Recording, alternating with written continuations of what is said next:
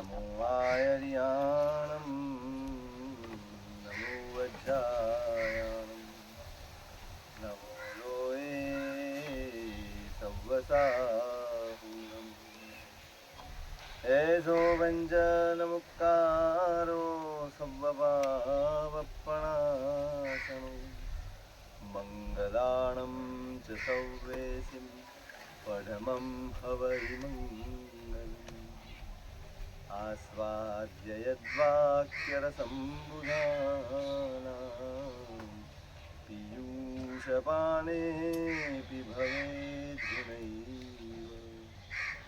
નમામિ तं વિશ્વજનીનવાચમ વાચમ યમેન્દ્રમ જિનવર. વાત છે શુદ્ધિનો આગ્રહ રાખવો કે ન રાખવો.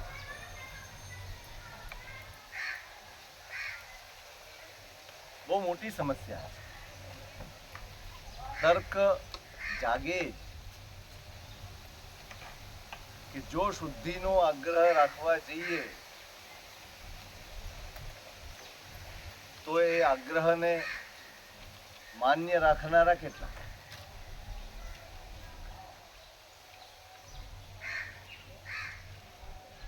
અને જો માન્ય ન રાખે કે આટલી કડકાઈ અમને ન ફાવે, એના કરતાં અમારે કરવું જ નથી, તો પછી શાસન ટકે કેવી રીતે?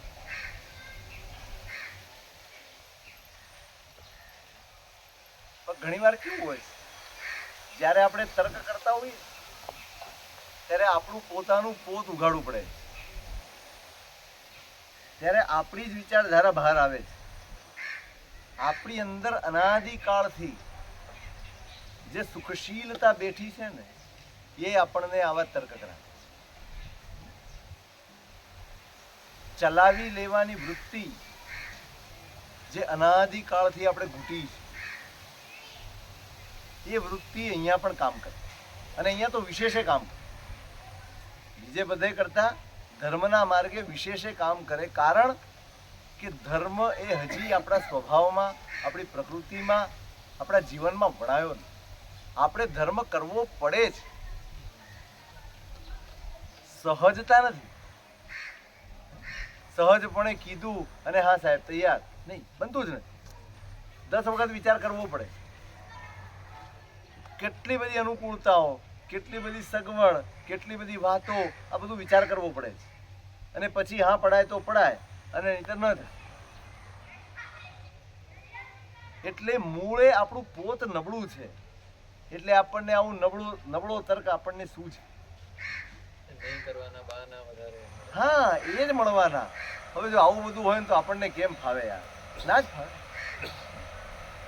આમ સામાન્ય રીતે એક દાખલો આપણે કાયમ આપતા હોઈએ છીએ, કંઈ કહેતા હોઈએ છીએ, પ્રતિક્રમણનો ટાઈમ, વ્યાખ્યાનનો ટાઈમ, સામાયિકનો ટાઈમ, આ ટાઈમ, તે ટાઈમ આપણે નક્કી કરીએ એના કરતાં હંમેશા આપણે મોડા હોઈએ. કાયમ આપણી મનસુફી છે. આપણે આવવું હોય તો આવીએ, ન આવવું હોય તો ન આવીએ, આવવું હોય ત્યારે આવીએ, અને જેટલી ઈચ્છા હોય એટલું બેસીએ, નહીંતર ઊભા થઈને ચાલ્યા જઈએ. કોઈ આપણું ધણી ધોરી નથી. આ જ વસ્તુ જ્યાં કાયદા કડક છે, રેલવે સ્ટેશને તમે 5 કલાક મોડા જાઓ, ત્યાં લડો, ત્યાં ઝઘડો કરો, શેના માટે ઉપાડે? 10 જણા વધારે આવત કે નહીં? અહીંયા આપણે એમ કહીએ 10 જણા વધારે પ્રતિક્રમણ કરે કે નહીં? એટલે આપણને ક્રિયાનું કે વિધિના સમયનું બહુમાન કરતા આપણે આવા બહાને આપણે જે મોડા પડ્યા છીએ ને, એનો બચાવ કોકના નામે કરતા હોઈએ. 10 જણા વધારે કરે, આ કરે. હવે આવું કરવા જાય ને તો એકે ટ્રેન ચાલે નહીં, એકે ટ્રેન ન ચાલે. કારણ કે પછી તો મનસુબીથી આવે છે, જાય છે, કરે છે. ડોક્ટરનો ટાઈમ લીધો હોય અને ડોક્ટરે કીધું હોય 3 વાગે આવજો, કેટલા વાગે જાઓ? 5 વાગે. 2:30 વાગ્યાનો ટીંગાઈ જાય ત્યાં જઈને. હા, તો ટીંગાઈ જાય એમ જ કહેવાય ને. કેમ ને? પછી જો 5 મિનિટ મોડું થયું, ડોક્ટર કે હવે 5 વાગે વારો આવશે, તો બધે જ આપણે સીધા રહીએ. ધર્મનું ક્ષેત્ર આવે, ધર્મની વાત આવે એટલે ત્યાં આપણે રાજા થઈ જઈએ, રાજા થઈ પાઠમાં આવી જઈએ. નો કેમ કરે? હે, મહારાજ છે તો ભલે, અમારે કરવું છે તો અમારા ટાઈમે કરવું પડશે. કેમ? આ બહુમાન નથી, આ આદર નથી, આ ક્રિયાની રુચિ પણ નથી. બધે જ આપણે આપણું સેટિંગ કરીએ અને અહીંયા આપણી મનસુખી, મન થયું આવી ગયા, મન ન થયું તો ઊભા થઈને ચાલ્યા ગયા. કોઈ વ્યક્તિનો અવિનય અવિવેક નથી, શ્રુત જ્ઞાનનું અબહુમાન, શ્રુતનું અબહુમાન. પણ હવે આ કોણ શીખવાડે, કોણ સમજાવે તમને? અને એમાં આપણે હવે ચલાવતા થઈ ગયા. જોજો ધીમે ધીમે ધીમે ટેવ કેવી પડે. ભલે 2 મિનિટ સાંભળશે કાંક પામશે. હવે એ 2 મિનિટ વાળો વચ્ચેથી આવે, વચ્ચેથી ઊભો થાય, 10 જણા ડિસ્ટર્બ. એ કોઈને દેખાય, એ કોઈને સમજ ના પડે કે આ ઊભો થઈને જશે. અને આપણે પણ પાછા એવા બહાદુર, એક જણો ઊભો થયો એટલે ત્યાં જ જોવાનું, સામે બોલનારો ભલે બોલતો રહે. સવારે જોયું હતું કે નહીં? બધાનું ધ્યાન ક્યાં હતું? પેલો શું કરે? હું ભલે બોલું. બોલનારા કરતા ચૂપ રહેનારો માન છે. એ ચૂપચાપ કામ કરી જાય છે. કેમ આપણે આપણી જાત ઉપર આટલું અનુશાસન કેમ ન રાખીએ? નહીં ભાઈ, તમે જ્યાં બેઠા છો, જે કરો છો એમાં ઓતપ્રોત. આ નાની નાની વાતો આપણને લાગે છે ને, આજ આગળ જતા ધીમે ધીમે ઉપેક્ષા બની જાય છે, ટેવ બની જાય છે, અને પછી આપણે સુધારી શકતા નથી. અને કોઈ રોકનાર ન હોય, કોઈ ટોકનાર ન હોય એટલે પછી આ જ બરાબર છે એવું આપણા મનમાં થઈ જાય, આવું ફિટ થઈ જાય. બસ આવું થાય અને આવું ચાલે. અને જો કોઈ કહેવા જાય પછી, અમે તો વર્ષોથી આમ જ કરીએ, તમે કોણ નવી નવીને આવ્યા છે? થયું? ક્લેશ, કશાય, ઈર્ષ્યા, દ્વેષ, કેટલા ભાવો આવે. તમે વિચારો, કરીએ છીએ એક નાનકડી ભૂલ, પણ એના પરિણામો ક્યાં સુધી પહોંચી જાય. શુદ્ધિનો આગ્રહ રાખવો જ પડશે. મારે મારા પૂરતો નહીં, હું બીજા પાસે જબરદસ્તી કરાવીને, હા મારો હક પહોંચતો હોય, મારો અધિકાર પહોંચતો હોય તો મારે એને સમજાવવાનો, એની પાસે કરાવવાનું. પણ જ્યાં મારો અધિકાર ન પહોંચતો હોય, જ્યાં મારો હક ન પહોંચતો હોય, ત્યાં મારે ચૂપ રહેવાનું, મૌન રહેવાનું. એટલે તમે જુઓ, ક્રિયાની વાત આવીને ત્યાં શું આવ્યું? ઉપશમ ભાવને વધારતા વધારતા ક્રિયા કરવાની. તમારા ઉપશમ ભાવમાં ક્યાંય ભાંગો પડે તો ક્રિયાએ જાય ને બધું જાય. ધર્મ એ માત્ર ને માત્ર ઇન્ડિવિજ્યુઅલ વસ્તુ છે, એટલું યાદ રાખ. સામૂહિક ક્યારેય ધર્મ હોતો જ નથી. ધર્મ પર્સનલ જ હોય, ઇન્ડિવિજ્યુઅલ હોય. પરીક્ષા 500 જણા આપે, પરિણામ કોના લીધે આવે? 500 જણાનું એક સાથે પરિણામ આવે કે ભાઈ બધા પાસ કે બધા ફેલ? નહીં. તો પરીક્ષા ભલે આપે છે 500, પણ તમને તો તમે જે લખ્યું હોય એ પ્રમાણે જ તમને પરિણામ મળે. રિઝલ્ટ તમારું તમારા લખ્યા પ્રમાણે આવે. એટલે અમે તો 500 જણા હતા, તો ભલે ને 500 તો 5000 હતા. કોઈકનું લખેલું તમને કામ નથી આવતું, તમારું લખેલું કોઈને કામ નથી આવતું. એમ ધર્મ પણ ઇન્ડિવિજ્યુઅલ છે. તમારો કરેલો ધર્મ તમને ખપમાં આવશે, તમારી કરેલી આરાધનાથી તમને પરિણામ મળશે.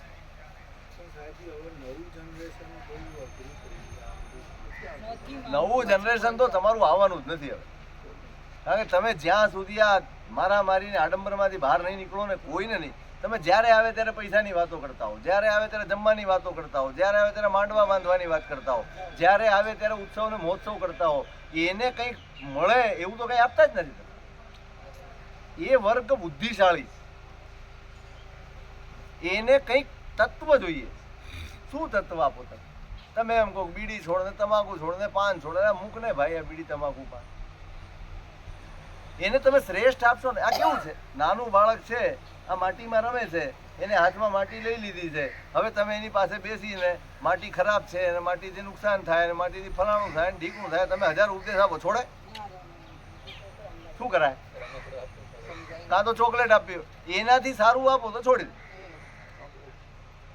હવે આપણે એમને આ જ બતાડીએ છીએ, આ આમ છે, આ તેમ છે, આ ફલાણું છે, આ ઢીકણું છે, આ. અરે નહીં, એને જે ખરેખર સમજાવવાનું છે ને એ સમજાવવાની જરૂર. આજે આ બધા ડાયવર્ટ કેમ થઈ જાય? આટલો મોટો વર્ગ ડાયવર્ટ થઈ જાય છે અને બધા જ તમારા એવી ઉંમરવાળા. કેમ? તમે એકલું મનોરંજન પીરસ્યા કરશો, તમે એકલી કથા વાર્તા કરીને એને ખાલી ટાઈમ પાસ કરાવ્યા કરશો. હવે નહીં યાર, તમારું કોઈક લેવલ ઊંચું થવું. એટલે ધર્મના ક્ષેત્રમાં શુદ્ધિનો આગ્રહ મારા પર્સનલ, મારા પૂરતો મારે રાખવા. મારો વિવેક છે. વ્યાખ્યાનનો ટાઈમ થયો, મારે પહોંચી જવા. એ પૂરું થાય ત્યાં સુધી નથી ઉભા થવા.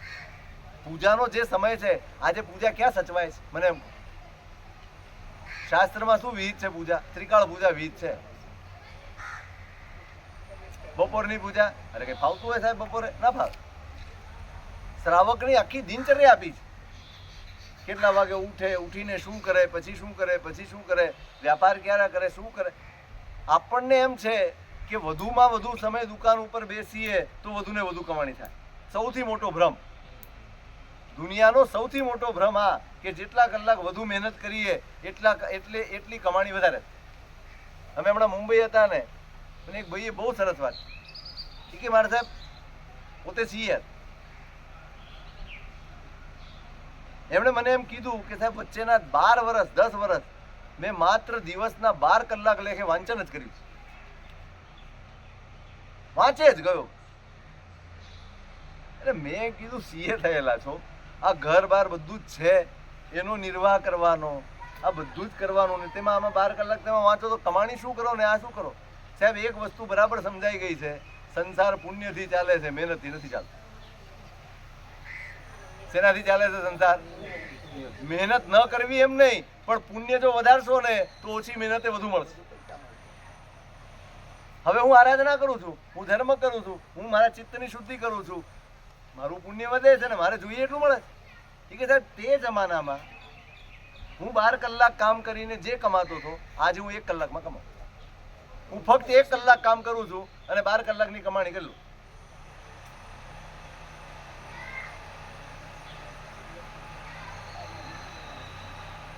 શેનાથી થયું? સંસાર પુણ્યથી ચાલે છે. તમારું પુણ્ય આપણને એમ થાય કે હવારે દુકાને નહીં જઈને ઘરાક વયા જશે. અરે કોઈ નહીં જાય. તમારું જે તમારા ભાગ્યનું છે, ભરોસો તો હોવો જોઈએ ને, ભરોસો જ નથી. તમે ધર્મ આરાધના કરશો, તમારું પુણ્ય જ વધવાનું. પહેલાના, હવે તો તમારે વ્યાપાર જ નથી રહ્યા. આપણે તો સેફ સાઈડ શોધી લીધી છે, તરત જોબમાં લાગી જવાનું એટલે એક ઇન્કમ ફિક્સ થઈ ગઈ, માથા ઉડવાન. અને જોબમાં ગયા એટલે તમે પરાધીન થઈ. એના ટાઈમે પહોંચવાનું, અંગૂઠો મારવો જ પડે. એના ટાઈમે ન મારો તો ગયા. જવાનું મારવાનું, આવવાનો ટાઈમ નક્કી નહીં. એ તો ના જ હોય ને, એ એના હાથમાં છે. એના હાથમાં છે. તમને ક્યારે છોડે, તમને કેટલું કામ કરાવે, શું કરાવે. તમને એમ થાય કે મનો લાખ રૂપિયાનો પગાર પણ નીચોવી નાખે તમને. ન તમે કઈ ધર્મ કરવાના રહો, ન તમને કોઈ રજા મળે, ને કોઈ આરાધના કરવા દે, કશું જ નહીં. એટલે આપણે વણિક સમાજ હતા, ગયા. વણિકપણું નીકળતું જ જાય છે, ધીમે ધીમે ધીમે ધીમે ગયું. સાહસ જ ન રહે. એક માણસનું કામ 3 માણસનું કરાવી તો પગાર આપે, પછી છોડે જ નહીં. એટલે પહેલા આ વિધિ હતું, ભાઈ ત્રિકાળ પૂજા હોય, બપોરે પરમાત્માની. હવે બધું જ આપણે છોડી દીધું. પ્રતિક્રમણનો ટાઈમ મન ફાવે ત્યારે પ્રતિક્રમણ કરી. સવારે નિરાતે ઉઠે 10 વાગે પ્રતિક્રમણ કરતો. અરે શું મતલબ તારા પ્રતિક્રમણનો? ભાઈ એમ કરું તો છું. અરે પણ શું કરું તો છું?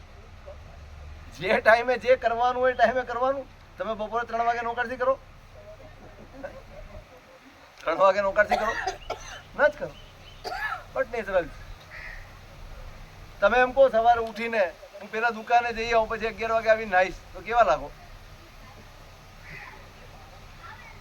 દરેકનો સમય નિર્ધારિત. આ એક જીવનચર્યા.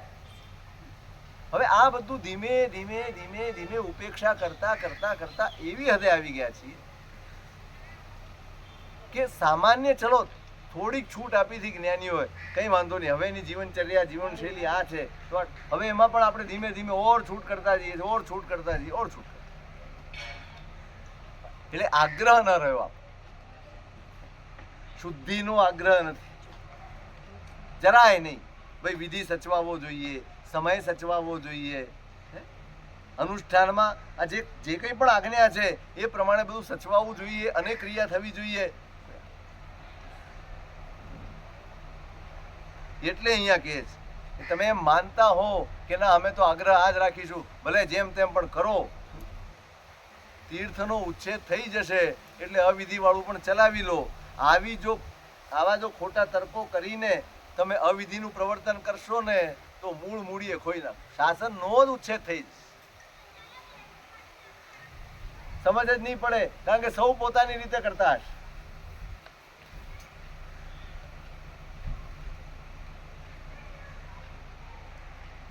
સૂત્ર ક્રિયા વિનાશસ્યૈવ અહિતાવહતામ સ્પષ્ટયન્ના. સૂત્ર અને ક્રિયાનો વિનાશ એ જ વાસ્તવમાં શાસનનો નાશ છે, એ જ વાસ્તવમાં અહિતકારી છે. એ વાતને સ્પષ્ટ કરે છે. સોએ સવંકો ચિયનય સંયમય મારિયાણ વિશેષો એયમ પિભાવી અવ્વમ ઇહતિથુચ્છેય ભીરુહિમ.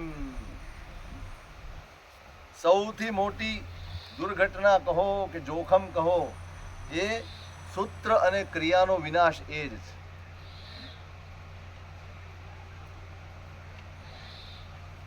તીર્થના ઉચ્છેદનો ભય જેને પણ છે ને એ આ વાત સમજી લેવાની કે ક્રિયા અને સૂત્રનો નાશ થશે ને એટલે તીર્થ ગયું. ભલે લોકો હોય, ભલે સંખ્યા દેખાતી હોય, ભલે દેખીતી રીતે ધર્મ ચાલતો હોય, છતાં પણ તીર્થ પ્રાણ વગરનું કલેવર થઈ જાય. પ્રાણ વગરનું કલેવર થઈ જાય. અને જે ચલાવી લેતો હોય, અહીંયા તો એ કઠોર વાત છે. જે ગુરુ, જે આચાર્ય આ બધું ચલાવી લેતો હોય એ તો કેવો છે કે પોતાના શરણે આવેલાનું માથું કાપી નાખનારો. આ શબ્દ વાપર્યો છે. પોતાના શરણે ભરોસાથી જે જીવ આવ્યો છે એને જો સાચો માર્ગ બતાવે નહીં, એ ખોટું કરતો હોય તો એને રોકે નહીં, ટોકે નહીં અને ચાલવા દે. ભલે આમ તો આમ, ભલે ચાલતું. હવે તમને તો ખબર જ નથી કે શું કરવાનું.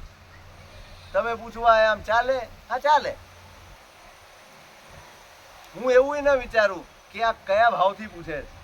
એની આળસના લીધે પૂછે છે, એની સગવડના લીધે પૂછે છે કે એની અશક્તિના લીધે પૂછે. હું ચાલે, કારણ કે હું એમ વિચારું કે જો હું ના પાડીશ તો આ બીજે વયો જશે, મારો એક ભગત ઓછો થઈ. એટલે ત્યાં એમ કહ્યું છે કે આવી પ્રવૃત્તિ જે કરતા હોય એ શરણે આવેલાનું માથું કાપી નાખે અને એને વિશ્વાસઘાત કહેવાય. એવો વિશ્વાસઘાત કરનારા આચાર્ય કહેવાય.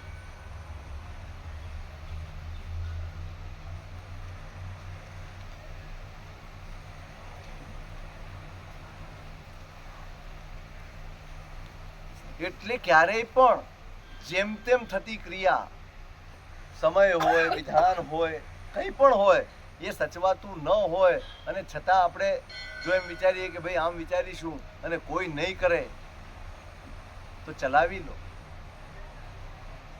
એક વાત બરાબર સમજજો, અનાદિકાળ અહીંયા એ જ લખ્યું છે.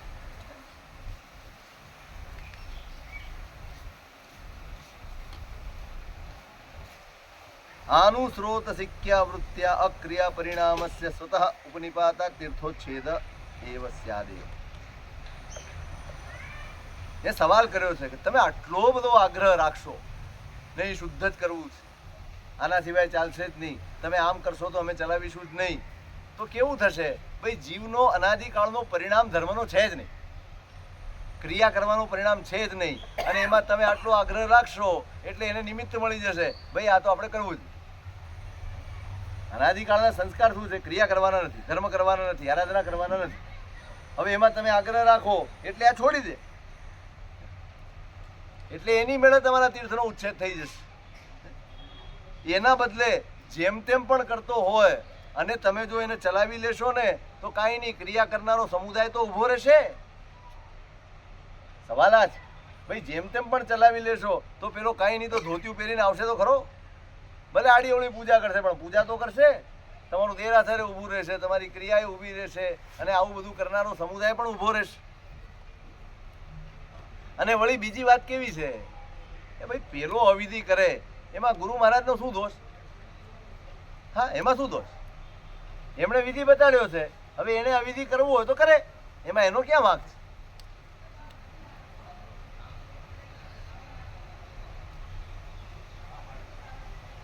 એટલે ક્રિયા કરનારો સ્વયં પોતાની મેળે અવિધિ આચરતો હોય તેમાં ગુરુ મહારાજનો કોઈ વાંક ન કરે. એટલે એને દોષ લાગે ન એ બધી કોઈ વાત વિચારવાની જ. તર્ક બહુ મજબૂત છે, સ્પષ્ટ છે, તર્ક દેખાઈ આવે કે ભાઈ આ તો બધું જતું રહે છે. પણ અહીંયા દાખલો આપ્યો છે. એક વ્યક્તિ પોતાની મેળે મરે છે તો એમાં એનું કર્મ કામ કરે છે, તો એમાં મને કાંઈ દોષ ન લાગે. પણ કોઈ બીજો વ્યક્તિ એને મારતો હોય ને તો એના કર્મનો ઉદય તો ખરો જ, પણ એની સામે એનો દુષ્ટ અધ્યવસાય પણ કામ કરે એટલે પાપ એને પણ લાગે. એક વ્યક્તિ મરે છે એ કોના પાપે મરે છે? પોતાના. હવે કોઈક મારે છે તો કોને દોષ લાગે?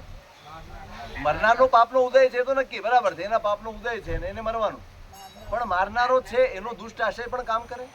એના અંદર જે કષાય આવ્યો છે, જે એના પ્રત્યે નફરત જાગી છે અને એને માર્યો છે તો એનો દોષ એને લાગે કે મારનારને તો લાગે ને, લાગે ને. એમ હું મારી મેળે મારી રીતે ક્રિયા કરતો હોઉં તો ગુરુ મહારાજને કોઈ દોષ નથી. ભાઈ મને સૂઝ્યું એમ મેં કર્યું, મને જેમ ફાવ્યું એમ મેં ચલાવ્યું, થઈ ગયું. પણ જ્યારે મારી પાસે કોઈ આવ્યું અને હું એને ધર્મ બતાડું છું અને અવિધિ કરે છે ને હું એની ઉપેક્ષા કરું, હું એનો વિધિ બતાડતો નથી, હું આગ્રહ રાખતો નથી, હું એને સમજાવતો પણ નથી. કદાચ ધારો કે એને જોડવા માટે હું શરૂઆત એમ કરાવું કે ભલે કર હારી, પણ જેમ જેમ કરતો જાય એમ એમ એની સમજણને નિર્મળ કરતા જવી એ ગુરુની જવાબદારી. તમને સામાયિક શરૂઆત કરાવી હોય, પ્રતિક્રમણની શરૂઆત કરાવી હોય, તમે એમ કહો સાહેબ લેંગો પહેરીને આવો તો ચાલશે, કંઈ વાંધો નહીં, આવી જશે. પણ હવે જિંદગી પર લેંગામાં રહેશે ને તો એ પાપ મને લાગવાનો. લેંગો પહેરીને પૂજા કરું ચાલશે તો કે હા ચાલશે. વિધિ તો નથી, વિધિ નથી. હવે એને હું ચલાવી રહ્યો છું. સમય જતા ધીમે ધીમે હું એને સમજણ નથી પાડતો, એનું મહત્વ નથી સમજાવતો. તે પાપ કોનું? કોનું પાપ? માને મને જ આવે, કોઈ સવાલ જ નથી. એમાં કઈ બચાવ કરવાનો છે જ નહીં, બહુ સ્પષ્ટ છે. છોકરાને નિશાળે મોકલ્યો ચોકલેટની લાલચે, હવે 10મા સુધી ચોકલેટ માંગે, ભણે જ નહીં કાંઈ, બસ ચોકલેટ આપો તો જાઉં, નહીતર કાંઈ નહીં. તો કોનો વાંક? છોકરાનો કે મા બાપનો? સીધું ગણિત છે. મને ખબર છે કે મેં આને જોડ્યો છે, હવે એમાં ઉપેક્ષા મારાથી થાય નહીં.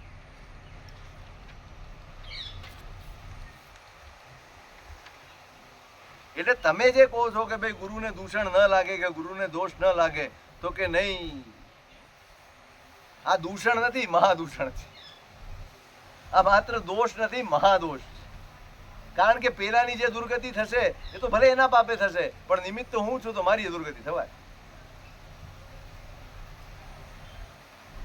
જહ શરણ મુવ ગયાણમ જીવાણ શીરો નિકિંતએ જો એવમ આયર્યો વિહુ ઉત્સુત્તમ પન્નવેંતોયા.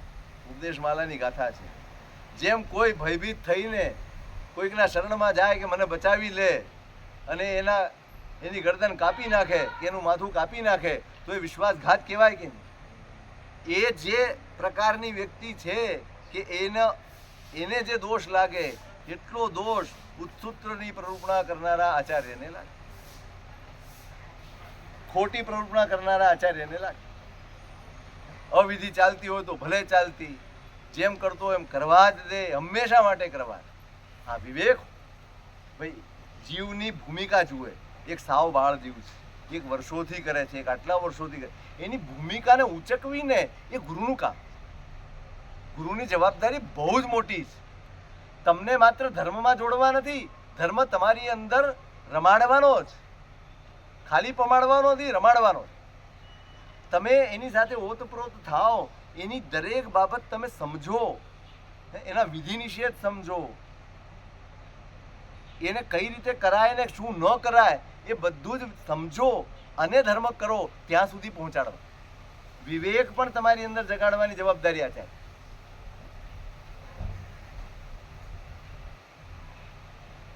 એટલે શરણે આવેલા જીવોનું શિરચ્છેદ કરે એ જેમ મહાદોષ વાળું છે, એમ ખોટી પ્રરૂપણા કરે, હા થાય, હા ચાલે, હા આમ થાય ને કરો, બધું કઈ વાંધો નથી, તો એ આચાર્યને પણ મહાદોષ.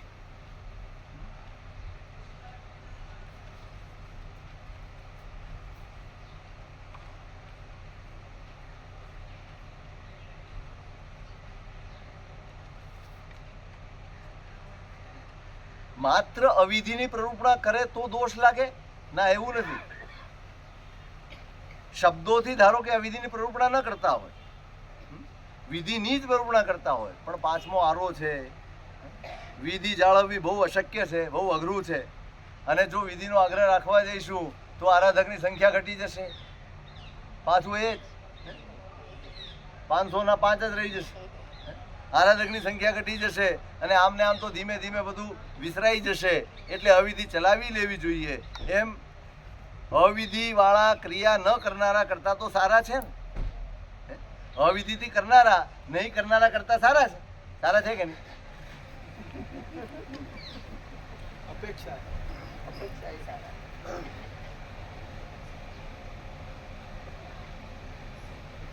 આવા વિચારો મનમાં ઘૂમે ફરતા હોય અને અવિધિ ચલાવી લેવાનો ભાવ પોતાના મનમાં હોય તો ભલે મોઢેથી એ પ્રરૂપણા વિધિની કરતો હોય અને અવિધિ ચાલે તો પણ ચલાવી લેતો હોય તો એ અવિધિનું કથન ન હોવા છતાં પણ અવિધિનું અનુમોદન છે. તમે કર્યું છે કથન વિધિનું જ, પણ અંદર એમ ચાલે છે કે જો હું આને રોકીશ, જો હું આને ટોકીશ તો એ આવતીકાલથી મારી પાસે આવવાનો બંધ થઈ જશે, આ ક્રિયા કરવાનો બંધ થઈ જશે. એટલે અવિધિનું કથન નથી કર્યું પણ અવિધિનું સમર્થન કરી દીધું. એટલે દોષ સરખો થઈ ગયો. દોષ સરખો થઈ ગયો. એટલે જે ઉપદેશક છે, જે ધર્મ સમજાવી રહ્યો છે, એણે તો યથાર્થ ધર્મ સમજાવવો એ જ એનું કર્તવ્ય છે. એમાંથી એને પાછા ન પડાય. ભાઈ જો કરવાનું તો આ જ છે, હવે તારી પરિસ્થિતિ બતા. હા, એ વિવેક કરશે.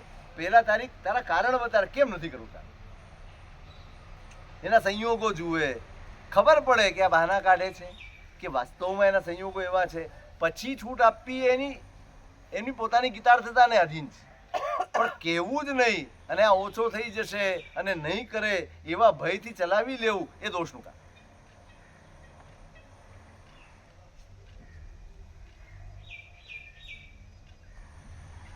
કેવી સરસ વાત લખી છે ઉપાધ્યાયજી મહારાજે. જેને તીર્થના ઉચ્છેદ થઈ જશે એનો ભય લાગે છે ને, એને એક વસ્તુ બરાબર મગજમાં ઉતારી લેવાની છે. વિધિ વ્યવસ્થાપને નૈવ એકસ્યાપી જીવસ્ય સમ્યક બોધિ લાભે ચતુર્દશ રજ્વાત્મક લોકે અમારી પડહ વાદના તીર્થોન્નતિ અવિધિ સ્થાપને ચ વિપર્યા તીર્થોચ્છેદ. તું આશ્વાસન આપ્યું છે, અદ્ભુત આશ્વાસન. તમે વિધિનો આગ્રહ રાખો, વિધિનો આગ્રહ રાખો અને કદાચ તમારી પાસે એક જ વ્યક્તિ એવી નીકળે કે જે વિધિ પ્રમાણે આરાધના કરતો હોય ને, તો એક જીવ પણ બોધિ લાભ પામે આનાથી, તો 14 રાજલોકમાં અમારીની ઘોષણા કરાવ્યાનો લાભ મળે. એક જ જીવ આ વિધિના આગ્રહથી જો બોધિનો લાભ પામે તો 14 રાજલોકમાં અમારી ઘોષણા કરીએ અને જે પુણ્ય મળે, જે લાભ મળે, એટલો લાભ આ એક જીવને બોધિ પમાડ્યાથી. અને અવિધિ સ્થાપને, અને જો તમે અવિધિનું સમર્થન કરી દો તો હજારો હોય તો પણ એના કરતા ઊંધું થાય.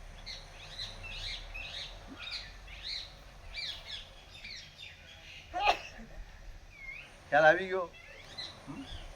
હવે આ સૂત્ર આપવાની વાત. યસ્તુ શ્રોતા વિધિશાસ્ત્ર શ્રવણ કાલેપી ન સંવેગ ભાગી તસ્ય ધર્મ શ્રાવણેપી મહાદોષ એવ. થોડીક અઘરી વાતો છે. આપણે કોઈ દિવસ સાંભળી ન હોય એટલે આપણને જરાક આઘાત લાગે. ધર્મશાસ્ત્રનું, ધર્મની વાતનું, પરમાત્માની વાતોનું શ્રવણ કરાવાતું હોય, શ્રવણ ચાલતું હોય અને સાંભળતી વખતે પણ અથવા અનુષ્ઠાનો, ધર્મક્રિયાઓ, એના વિધિશાસ્ત્રનું શ્રવણ ચાલતું હોય, કથન ચાલતું હોય અને સાંભળવા બેઠા હો અને છતાંય જે જીવની અંદર સંવેગનું પરિણામ ન જાગે ને, એને ધર્મ સંભળાવવો પણ અપરાધ છે.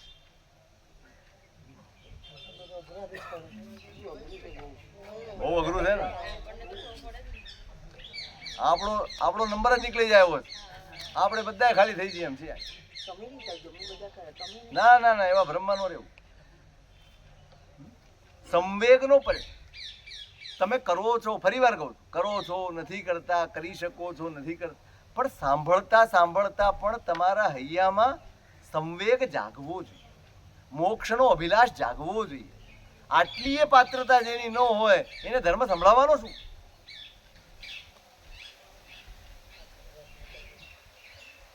એને શું સંભળાવીને કરવાનું? શૃણવન્નપી સિદ્ધાંતમ વિષય પિપાસાતિરેકતઃ પાપઃ પ્રાપ્નોતિ ન સંવેગમ તદાપિ યઃ સો અચિકિત્સેતિ. બાપ રે બાપ. સિદ્ધાંતનું શ્રવણ કરતો હોય પણ એના ચિત્તમાં વિષયો, કષાયો, સંસારના સુખો એ જ રમતા હોય, આ જ વૃત્તિ એની અંદર હોય અને એને સંવેગ ન મળતો હોય તો એ પ્રતિબોધ કરવા યોગ્ય નથી. એના પણ આ તો આમાં ગભરાવા જેવું નથી કે ભાઈ એને કાંઈ કરવું જ નહીં, પણ એના માટે સંભળાવવાની જુદી વસ્તુ છે. તમે સીધું કોઈને શાસ્ત્ર શ્રવણ ન કરાવી શકો. જેના હૈયામાં એના પ્રત્યે બહુમાન ન હોય, જેના હૈયામાં આત્મકલ્યાણની કોઈ કામના પેદા જ ન થઈ હોય, જેના હૈયામાં મોક્ષ માટેનો નાનકડો અભિલાષ પણ પેદા ન થયો હોય, એને શાસ્ત્રનું શ્રવણ ન કરે. એને પહેલા અહીં સુધી પહોંચાડાય અને પછી શાસ્ત્ર સુધી. હા નહીં, એટલે આ તો એની વાત છે કે ભાઈ આપણે ભાઈ સાંભળો અને શીખો ને કરો, એમ નહીં. તમારી અંદર તમે પોતે તપાસ કરો કે ભાઈ સાંભળતી વખતે પણ હું નથી કરી શકતો એનું દુઃખ જાગે છે, હું કરું છું તો અધૂરું કરું છું, એ મારા પ્રમાદના લીધે કરું છું એની વ્યથા મનમાં જાગે છે, મારે કરવું છે એવો સંકલ્પ મનમાં પેદા થાય છે, હું મારા આત્મકલ્યાણ માટે આ સાંભળું છું એવું મન થાય છે, તો તમે અધિકારી. જો મનમાં કંઈ જાગતું જ ન હોય, આ તો બેઠાથી બજાર ભલી એમ કરવાનું હોય તો એને ન સમજ. કારણ કે અર્થનું અનર્થ થઈ જાય, કાં તો એ વિરોધી થઈ જાય. તમે પાત્ર ન હોય એવા જીવને આવો વિધિ માર્ગ વગેરે દેખાડો ને તો વિરોધી થઈ જાય. કારણ કે એની પાત્રતા નથી પચાવવાની, એને ન બતાડાય, એને ન સમજાવાય.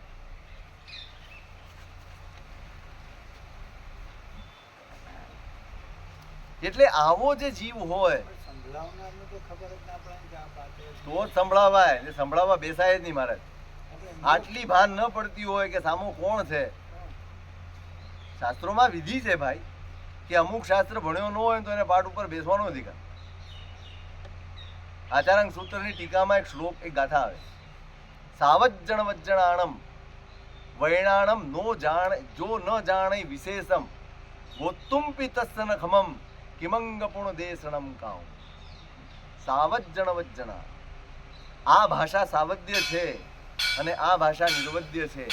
આટલો પણ બોધ જેને થયો નથી, હું જે શબ્દ બોલું છું એ સાવદ્ય છે એટલે કે નિર્દોષ છે, નિર્વદ્ય છે, એટલું પણ ભાન ન પડતું હોય એને તો બોલવાનો પણ અધિકાર નથી. વ્યાખ્યાન તો પછી, વ્યાખ્યાનો તો સૂત્રમાં અધિકાર હોય જ નહીં, બોલવાનો અધિકાર, એ વાતચીત પણ ન કરી શકે.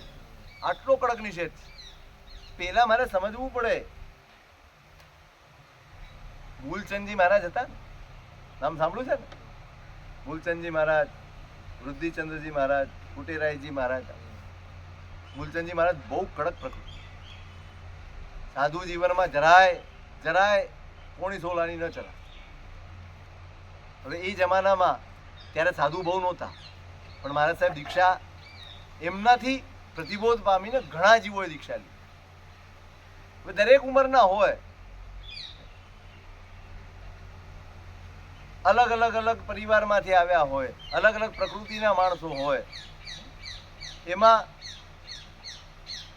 કોઈક નાનું બાળક ઉપાશ્રયમાં આવ્યું હશે વંદન કરવા અને થોડોક મશ્કરી વાળો સ્વભાવ હોય એટલે મારા સાહેબે, બીજા મારા સાહેબ તરત જ એને પૂછ્યું, તું જન્મ્યો ત્યારે કેટલા ડંકા વાગ્યા હતા? પેલા એવો રિવાજ હશે કે બાળક જન્મે તો અમુક ડંકા વાગે તો ખબર પડે છોકરો હતો કે છોકરી હતી. આવું બધું હતું પેલા. એટલે આવું એમણે મશ્કરીમાં પૂછ્યું ને આ વાત મૂલચંદજી મહારાજ સાંભળી. એક ક્ષણમાં, તે ક્ષણે બોલાય, ભાઈ શું બોલ્યા તમે? તમે કોણ છો એટલી ખબર પડે છે ભાઈ? તમે શ્રવણનો વેશ ધારણ કર્યો છે, તમે પરમાત્માનો વેશ ધારણ કર્યો છે, આવી ભાષા બોલાય, કાલથી માસક ક્ષમણ કરજો. એમની શિક્ષાઓ બહુ કડક હતી. હા. એટલે આખી જિંદગી યાદ રહે કે હવે શું બોલાય ને શું ના બોલાય. એટલે સાવધ્ય છે કે નિર્વધ્ય છે, આવો બોધ જેને ન હોય, બોધતુમ પિતસ્સન ખમમ, એને તો વાતચીત બી ન કરાય. કિમંગપૂર્ણ દેશનમ ખાઉં, એ દેશના કેવી રીતે આપે, એ પ્રવચન કેવી રીતે આપે.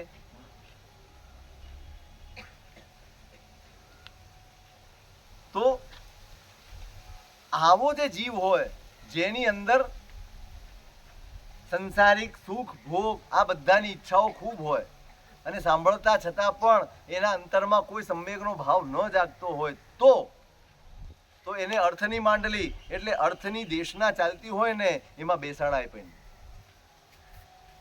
એ બેસે અને સાંભળે અને માનો કે કંઈક અવળું શીખી ગયો, એ બધો દોષ ગુરુ મહારાજને લાગે. એટલે દરેક ભૂમિકા પ્રમાણે દરેક જીવને ધર્મમાં આગળ વધારવા. નંદન સુરી મહારાજ હંમેશા કહેતા, આપણે વિહાર કરીએ ને, હવે તો તમે ગાડીમાં જાઓ એટલે તમને ન ખ્યાલ આવે, પણ વિહારમાં જઈએ ને તો રસ્તામાં ઘણી જગ્યાએ પથરા પડ્યા હોય, સિંદૂર ચોપડેલું હોય, કપડું ચડાવેલું હોય, કંઈક ધજા ચડાવેલી હોય. એટલે મારા સાહેબ કહેતા કે જ્યાં સુધી આ બધા પથરા પૂજાય છે ને ત્યાં સુધી ધર્મને ઊની આંચ નહીં આવે. કેમ કે કોઈ પણ વ્યક્તિ એ પથરા પાસે જાય છે ને તો કંઈક ને કંઈક શ્રદ્ધા લઈને જાય છે. એના આપણા માટે ભલે પથરો હોય કે સિંદૂર ચોપડેલો પથરો છે, પણ એના માટે દેવતત્વ છે, એ એની ભૂમિકા છે. હવે આવા જીવને તમે સીધે સીધો દેરાસર લઈ આવો ને તો તમે એનું અહિત કરો છો. હરિભદ્ર સુરી મહારાજે એક દ્રષ્ટાંત આપ્યું છે યોગ બિંદુમાં. મેં કદાચ પેલા કીધેલું છે. બે બહેનપણીઓ છે એક ગામમાં, બંને વચ્ચે ખૂબ મૈત્રી છે, એકબીજા વગર ચાલે નહીં, એકબીજાને જોયા વગર ચાલે નહીં, એકબીજા સાથે વાત કર્યા વગર ચાલે નહીં. પણ સમય આગળ વધે, મોટા થાય અને વ્યવહારોમાં ગૂંથાય એટલે બંનેના લગ્ન થયા. એક આમ ગઈ ને એક આમ ગઈ. હવે એ જમાનામાં કઈ આજની જેમ હલો હલો તો હતું નહીં. એટલે જ્યારે પણ ગામમાં આવવાનું થાય અને વળી એક જ ટાઈમે આવવાનું થાય અને ભેગા થાય તો મળાય. એમાં ઘણા વખત પછી બંને જણીઓ ભેગી થઈ અને એકબીજાના સુખ દુઃખ પૂછે છે. પેલીએ કીધું કે આ મારો પતિ છે એ કશું સાંભળતો નથી, કયું કરતો નથી, આમ નથી, તે થોડીક ફરિયાદ કરી હશે. એટલે પેલી બીજીએ કીધું એવું છે તેને કયા ઘરો બનાવવો છે તારે? તો કે હા. તો કે લે આ ઔષધિ ખવડાવી દેજે તો તારો કયા ઘરો થઈ જશે. પેલી વહી ગઈ, આ એના ઘરે ગઈ, એ ખવડાવ્યું ને એ ભેગો બળદ થઈ ગયો. હવે કયા ઘરો થઈ ગયો ને, બળદ શું કરે? તમે કો એમ કરે. પેલીને તો આઘાત લાગ્યો, હાલો આવું તો કીધું જ નહોતું મેં કે તું આવું કરી આપ. ખાલી કયું કરે થોડોક અનુકૂળ રહે એની વાત હતી. હવે શું કરવાનું? હવે બિચારી રોજ રડતા હઈએ એને જંગલમાં લઈ જાય, શું કરે? ઘાસ ચરાવવા લઈ જવું પડે ને. એમાં એક દિવસ બિચારી ઉદાસ એક વૃક્ષની નીચે આમ બેઠી, એમાં ઉપરથી વિદ્યાધર નીકળે. હવે બે જણા વાત કરે છે કે આ જે બળદ ચરે છે ને ઘાસ, એ વાસ્તવમાં બળદ નથી પણ એ મનુષ્ય છે. એટલે બીજાએ પૂછ્યું તો આ પાછો મનુષ્ય થાય? તો ક્યાં થાય? કેવી રીતે થાય? તો કે અહીંયા સંજીવની ઔષધિ છે ને એ ખાય તો થઈ જાય. એ વાત કરી નીકળી ગયા. પેલીએ સાંભળ્યું, હવે ઉપર જુએ ત્યાં તો ગાયબ. હવે શું કરવું? હવે ઉપાય સંજીવની ઓળખવી કેવી રીતે?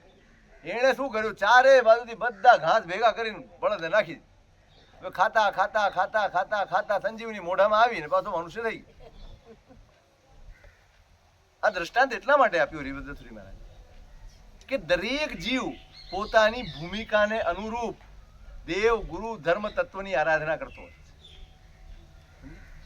એ કરતા કરતા જે જીવ જે દેવને માનતો હોય, જે ગુરુને માનતો હોય, જે ધર્મને માનતો હોય, એમાં એને કોઈ દિવસ તું ખોટો છે અને તું હવે આ કરી નાખ એવું નહીં કેવું. કારણ કે એની પાચન શક્તિ, એની સમજણ શક્તિ એ કક્ષાની નથી કે તમે જે આપો એ સમજી જાય અથવા એને સ્વીકારી શકે. હવે જો તમે હજી એની ભૂમિકા બહુ જ પ્રાથમિક હોય અને તમે એકદમ લોકોત્તર તત્વ આપવા જાઓ તો પેલું એ જાય અને આ તો એને મળે છે.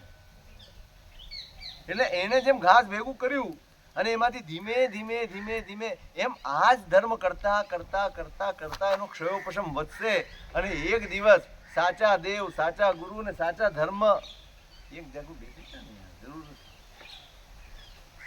સાચા દેવ, ગુરુ અને ધર્મ સુધી પહોંચી જાય. એટલે ભૂમિકાને અનુરૂપ જીવને ધર્મ આપવાનો. પછી મને એમ ઉત્સાહ આવી જાય, હાલો હું બધાને પમાડી દઉં, નહીં તો હું અપરાધી છું. કોઈની ભૂમિકા તપાસ્યા વગર સીધે સીધું તમે, હવે જેને બિચારાને છાશ પચાવી અઘરી પડે છે એને તમે બાસુંદીનો વાટકો ધરો અને માંદો પડે, એટલે મેં તો સારા ભાવથી આપ્યું, એ માંદો પડી ગયો, એમાં હું શું કરું? એટલે તારો જ વાંક છે, એમાં એનો વાંક જ નથી. કારણ કે એને તો સમજણ જ નહોતી, એને ખબર જ નહોતી. એ તો બિચારો છાશ પીવે ને તોય 2 વાર જવું પડે એને. ત્યાં તમે બાસુંદી આપી દીધી, હવે શું થાય એનું? તો એ માંદો પડ્યો, એમાં વાંક કોનો? ગમે તેટલો મને એના ઉપર પ્રેમ હોય, ગમે એટલી મને એના ઉપર લાગણી હોય, તો પણ પીવડાવાય. કારણ કે એની શારીરિક ક્ષમતા શું છે, એની પાચન શક્તિ શું છે, એ સમજ્યા પછી જ એને અપાય. એમ અહીંયા પણ કોઈક છે અને મારો ભગત છે એટલે હું એને આપી દઉં, નહીં. વિવેક કરવાનો છે કે ભાઈ આની ભૂમિકા શું, આની પાચન શક્તિ શું છે, આ કેટલું સમજી શકશે, કેટલું પચાવી શકશે, એ પ્રમાણે એને આ પ્રદાન કરવા. એટલે કીધું છે કે ભાઈ અર્થની માંડલી ચાલતી હોય એને નહીં, એને બીજો પાઠ, એને બીજું ભણાવવાનું છે.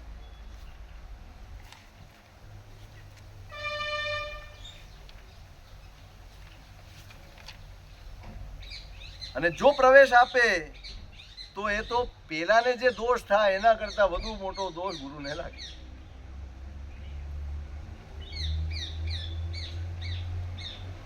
એટલે જે શ્રોતા એને વિધિની વાત સાંભળવામાં આનંદ આવતો હોય એને ઉદ્દેશીને જ વિધિની વાત કરી શકાય, એને ઉદ્દેશીને જ વિધિનું કથન કરાય અને તો જ એ ગુરુ તીર્થના વ્યવસ્થાપક બને. અને તીર્થ વિધિની પ્રવૃત્તિ હોય તો જ તીર્થ તરીકે ચાલુ રહે. વળી પાછો તર્ક કરનારાને હળી થયા જ કરે વારંવાર. એ એમ કહે છે હવે આટલી બધી ઝીણી કાતવાની શું જરૂર છે? આટલું બધું ઝીણું ઝીણું ઝીણું તમે કરો તો આમાં તો મૂંઝાઈ જવાય એવું છે, કરવાનું કે નહીં કરવાનું. યદ બહુભી જનૈ ક્રિયતે તદેવ કરતે મહાજનો યેન ગતઃ બનતા. ઘણા કરતા હોય કરો ને ભાઈ, વાંધો શું છે તમને? આટલી બધી માથાકૂટ શું કરવાની? અને વળી આપણે ત્યાં તો એવું ચાલે છે, આ પોતે પ્રશ્ન કરે છે કે આગળથી જે ચાલ્યું આવે છે એને આપણે અનુસરવાનું, એમાં આપણે માથાકૂટ શા માટે કરવી? આપણા વડીલોએ કર્યું એમાં કઈ ખોટું કર્યું હોય? દલીલો પણ એવી થાય, વડીલોએ ચલાવી લીધું, તમે કયા વળી મોટા ડાયા થઈ ગયા, તમે કેમ ના પાડો છો? અમને તો તમારા મોટા મારા છૂટ આપતા હતા, તમે કેમ નથી આપતા? અમને પૂછે પાછા, તમે તો એના કરતા વધારે ભણેલા છો નહીં, તો ભાઈ પૂછવા શું કરવા આવ્યો? તો પૂછવા કેમ આવ્યો અમને? તું કરતો જ તો કરવા માંડ. એટલે અહીંયા સવાલ જ પૂછ્યો, ઘણા લોકો જે કરે એ કરવા લાગો ને. આટલું બધું ઝીણું ઝીણું ઝીણું કાતો તો કેવી રીતે ચાલે? અને જીત વ્યવહાર એટલે વડીલો જે પ્રમાણે આચરતા હતા એ વ્યવહાર અત્યારે ચાલે છે. અને જ્યાં સુધી શાસન રહેશે ત્યાં સુધી એ જ ચાલશે. કારણ કે તીર્થંકર નથી આવવાના, કેવલી નથી આવવાના, 14 પૂર્વધર નથી આવવાના, કોઈ જ નથી આવવાનું. તો અત્યારે વ્યવહાર કયો ચાલે? કે ભાઈ વડીલોના આચરણ પ્રમાણે આગળની પરંપરા આપણી ચાલે. આજે આપણે શું કરીએ છીએ? ભાઈ વડીલોએ જે આપણને કહ્યું એ પ્રમાણે આપણે કરીએ. આપણા માટે આગમ કયું? તો કે વડીલોનું કથન, વડીલોનું આચરણ એ આપણા માટે આગમ. એટલે એનો જવાબ આપે છે મુત્તુણ લોક સન્નમ ઉડ્ડૂણય સાહુ સમય સભાવમ સમ્મમ પયટ્યવમ બુહેણમય નિઉણ બુદ્ધિએ.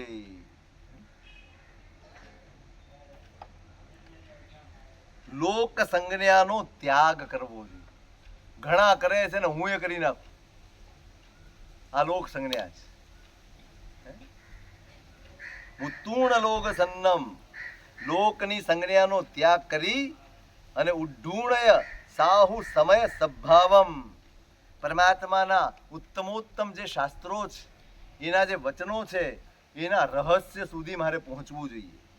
અને એ રહસ્યોને જાણી અને બુહેણ જે ડાહ્યો માણસ છે એને પોતાની નિપુણ બુદ્ધિ પૂર્વક સમ્યક પ્રકારે વિધિમાં જ પ્રયત્ન કરવો જોઈએ. કોઈ કહે જીમ બહુજન ચાલે તિમ ચલીએ શી ચર્ચા, માર્ગ મહાજન ચાલે ભાખ્યો તેમાં લઈએ અર્ચા. કોઈ એમ કહે છે કે જેમ ઘણા લોકો ચાલે એમ ચાલો ને હું આટલી બધી ચર્ચાઓ કર્યા કરો છો. મારે શું કરવું ને શું ન કરવું, ટોળું જે કરતું હોય કરો, ટોળું જે કરતું હોય કરો. કારણ કે માર્ગ એ જ બતાડ્યો છે, મહાજનો એને કથા સપંથા. માર્ગ કયો? તો કે મહાજન જે ચાલે એ માર્ગ છે. એ પણ બોલ મૃષા મન ધરી. ઉપાધ્યાયજી મહારાજે કહ્યું આ બોલવું ને એ પણ મૃષાવાદ છે. કારણ શું છે તમે સમજો. આ છે ને માણસ પોતાની આળસ, પોતાનો પ્રમાદ, એનો બચાવ કરે. આશયની શુદ્ધિ નથી. તમે અજ્ઞાનથી બોલતા હો ને તો એ ક્ષમ્ય છે કે ભાઈ મને સમજ નથી પડતી, હું એમ કહું છું સાહેબ મને તો એટલી ખબર પડે છે કે અમારે ત્યાં આ લોકો આવું કરે છે એટલે અમે આવું કરીએ છીએ, પણ મારે ખરેખર શું કરવું જોઈએ આવી જિજ્ઞાસા. તમે આટલી માથાકૂટ કરો, અમારે ત્યાં તો આ જ ચાલે, તમે તો આ જ કરવા પતિ, તો આ મૃષાવ, તો આ જૂઠું. સુધારવાની તૈયારી જ નથી. હા, એટલે બદલવાની તૈયારી નથી. કારણ કે હવે ફાવી ગયું છે, એમાં કઈ મહેનત નથી, એમાં મગજ ચલાવવાનું નથી, ખાલી હાથ પગ જ ચલાવવાના છે. ચલાવો.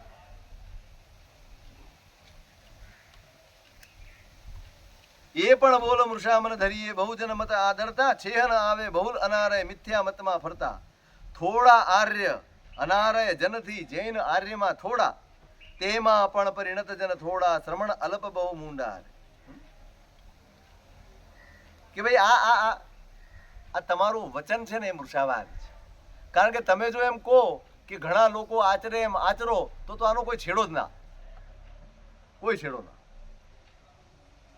પેલું 67 બોલની સજ્જાઈમાં આવે છે, લોક ટોળે પણ ભોળે, નાવ બોળે બધા ભેગા થઈ, પણ થોડા આર્ય, મારે સાહેબ સમજાવે કે થોડા આર્ય અનાર્ય છે. અનાર્ય લોકો ખૂબ છે, એમાં આર્ય કેટલા? બહુ થોડા. અને જે આર્ય લોકો છે એમાં પણ જૈન લોકો ઓછા, જૈન આર્યમાં થોડા, તેમાં પણ પરિણત જન થોડા. જૈનો ઘણા પણ એમાં પરિણત થયેલા જીવો એનાથી પણ ઓછા. શ્રમણ અલ્પ બહુ મૂંડા રે, સાધુ ઓછા છે અને માથું મૂંડાયેલા ઘણા છે. આ ઉપાધ્યાયજી મહારાજના વચન છે, એટલે આમાં કાંઈ પ્રશ્ન થાય એવો જ નથી. એકેય પ્રશ્ન થાય એવો નથી. ચૂપચાપ ચાપકા ખાવાના છે, મારે ખાવાના છે, બધાય ખાવાના છે. એમનું વિધાન બહુ સ્પષ્ટ હોય છે.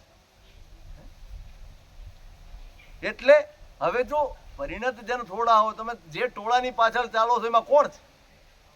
જે ટોળાને અનુસરવા માંગો છો એ ટોળું પરિણત જનનું છે? હોય જ નહીં કોઈ દિવસ.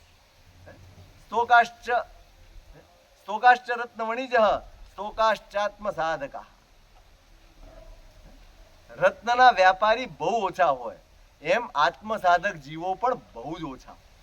આત્મ સાધક જીવોના ટોળા મળે જ નહીં. એટલે તમે જો ટોળાની પાછળ ફરશો ને તો આનો છેડો નહીં આવે. લોકમાલમ્ય કર્તવ્યમ કૃતમ બહુ વિરેવ ચેત તદા મિથ્યા દિશામ ધર્મો ન ત્યાજ્ય સ્યાત કદાચન. જો તમે માનતા હો કે લોકોનું ટોળું જ્યાં વધારે હોય ત્યાં ધર્મ હોય, જો બહુ સ્પષ્ટ શબ્દો છે, લોકોનું ટોળું વધારે હોય ત્યાં ધર્મ વધારે હોય તો આ તમારો ભ્રમ છે. તો મિથ્યા દૃષ્ટિના ધર્મમાં કોનામાં ભીડ વધારે હોય? કોનામાં ભીડ વધારે હોય? મિથ્યા દૃષ્ટિના ધર્મમાં જ લોકોની ભીડ વધારે હોવાની. એટલે ધર્મ અને ટોળું એ બેનું કોઈ કનેક્શન નથી. અહીંયા ખૂબ ભીડ છે એટલે ધર્મ અહીંયા છે, અને મારી પાસે 5 જ જણ આવે છે એટલે અહીંયા ધર્મ જ નથી. આવું માનનારા છે, આવું માનનારા. સાહેબ આટલા બધા શિષ્યો છે તો આટલું બધું ઊંચું ચારિત્ર હશે તો જ થાય ને. મને પૂછ્યું હતું મુંબઈમાં, મેં કીધું ભાઈ ભગવાન મહાવીર કરતા ગોશાળાના અનુયાયી વધારે હતા એટલે ભગવાન કરતા ચારિત્ર ગોશાળાનું સારું કહેવાય ને. એ વિચારમાં પડી ગયો. તો પછી ગોશાળાનું ચારિત્ર વધારે વિશેષ ગણાવવું જોઈએ, કારણ કે ભગવાન કરતા અનુયાયી એના વધારે. લોક ટોળે પણ ભોળે બોળે પથ્થર નાવ. ભેગા થઈને પથરાની નાવમાં બેહાડી દે આપણે. ટોળા સાથે ધર્મને કોઈ જ નિસ્બંધ નથી. મેં હમણાં કીધું તમને, ધર્મ એ ઇન્ડિવિજ્યુઅલ વસ્તુ છે, ધર્મ એ પર્સનલ વસ્તુ છે. ધર્મ આત્મસાક્ષિક સદ્ધર્મ સિદ્ધૌ કિમ લોકયાત્રયા તત્ર પ્રસન્ન ચંદ્રશ્ચ ભરતશ્ચ નિદર્શનમ. ધર્મ આત્મસાખે ધર્મ જે તિહા જનનું શું કામ, જનમન રંજન ધર્મનું મૂલન એક બદામ. ધર્મ આત્મસાક્ષી એ જ હોય ત્યાં લોકના ટોળાની કોઈ જરૂર નથી. અને જ્યાં લોકના મનોરંજન માટે ધર્મ થતો હોય એવા ધર્મનું મૂલ્ય એક બદામ જેટલું પણ નથી. આ બધું ઉપાધ્યાયજી મહારાજનું છે. એક બદામ જેટલું પણ મૂલ્ય એ ધર્મનું નથી જ્યાં માત્ર લોકરંજન મહત્વનું હોય અને પ્રભુની આજ્ઞા ગૌણ હોય. એટલે લોકોની પાછળ ચાલવું, જે બધા કરે એમ કરવું, તો મિથ્યા દૃષ્ટિનો ધર્મ છોડવાની શી જરૂર છે? લોકોનું ટોળું તો ત્યાં વધારે છે, આપણા કરતા તો ઘણા વધારે છે. તમારી ફાગણી તેરસ ઉપર હોય ને એના કરતા એમની પૂનમોમાં લાખો લોકો હોય છે. દર પૂનમે લાખો લોકો જાય છે.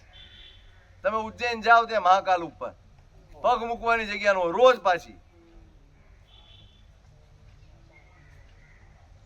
તો કોનું ટોળું વધારે, આપણું કે એમનું?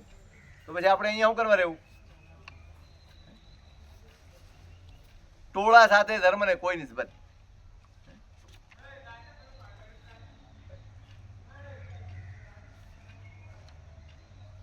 હવે એક મોટો પ્રશ્ન પૂછ્યો.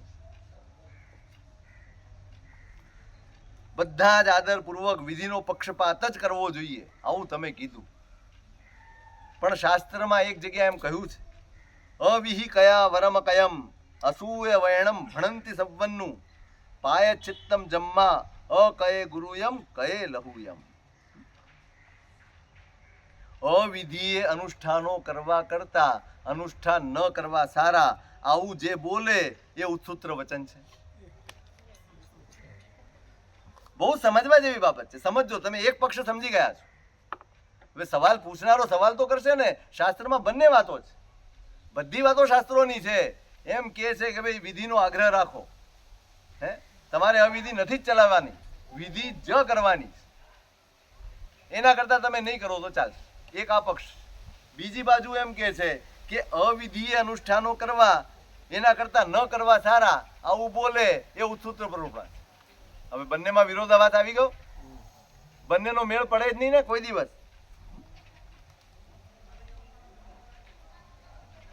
એટલે સર્વજ્ઞ પુરુષો એમ કે છે કે આવું જે બોલનારો છે ને એ અજ્ઞાની છે, કે અવિધિ કરતા ન કરવું એ અજ્ઞાની જ બોલી છે. તો હવે શું કરવું? આનો જવાબ આપો. સવાલ પૂછ્યો છે કે આનો જવાબ આપો. હે